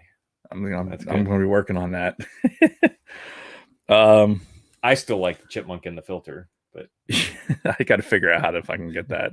I got to make a list. I got to make a list of this shit. So when I have like that spare, like in between zombies fucking game, dude, I wish you would get this fucking game, man. It is so much fun. Yeah. There's like Shaun of the Dead walking through this fucking town, busting through windows and fucking just blasting zombies in the face. Dude, it's fucking great. And it's not like, yeah, it ramps up in intensity. Like everything gets harder, like as you go. But I've watched dudes on YouTube. They're up in like into the 30s. Like it'll go forever. Right. Or like I've gotten to level 5. And mostly that's because I spend so much time just fucking walking around, going into houses, fucking shooting zombies in the face in the house, collecting shit. You know, I'm doing all the side quests. Did you ever play Left 4 Dead? No. That was an interesting multiplayer zombie shooter. Was it? Yeah, it's like a 4-player co-op. Okay. It was very interesting. Fun. Yeah, I could dig it. I think because like from a console gaming perspective, like Zombies, I think has always had that. Zombies has always been like that closed map, kind of everything's on top of you happening type thing. So you have to be really, really reactive. Whereas with this, like even when you're in a shit show, just you have open space. Right. Just run. Yeah. Just fucking, run away from it and then fucking get your health back up and then fucking turn around and, you know, fucking launch a napalm strike or something. Yeah. Whatever you got hold of. Yeah. God, so much fun. It is. Get Dragon Buddy. If you get zombies, let me know. We'll get on that shit. No. Oh, it's almost 9 already. Yeah, damn. You gonna make it? Yeah. We both got work tomorrow. Fucking sucks. Yeah, I got gym in the morning too. I got to be up at 3:45. Nice. That's gonna be great. I am not getting up at 3:45. Yeah. Although my dog could fucking get us up. Like she'd be like, "Hey, I gotta piss. Wake the fuck up." Yeah. Right. And she's like 75 pounds, so she gets what she wants. Yeah, pretty much. She's very insistent, and then she'll try and trick you to feed her because hey, I'm awake. I just went out. Now I should get fed. Yeah. Like no, it's 4:30 in the morning. You have to wait. And if you do feed her, then you wake up later and she's looking at you like, hey, I never got fed. Like, wait a minute. I'm pretty sure we fed you. And she's like, no, I haven't been fed. Like, I don't know. You must be thinking of somebody else. Right. Like literally, she works you. She works you over, right? My fucking dog's a manipulator. Sounds like our cat. Fucking broad. Anyway, I think it's about time we end the broadcast. All right, let's do it. So good night, everybody. Thanks for joining us. Yes, make sure you smash that like button, please. Yes. Pretty please. And With we'll those see you of you soon. that left. Peace. Tequila makes you pregnant.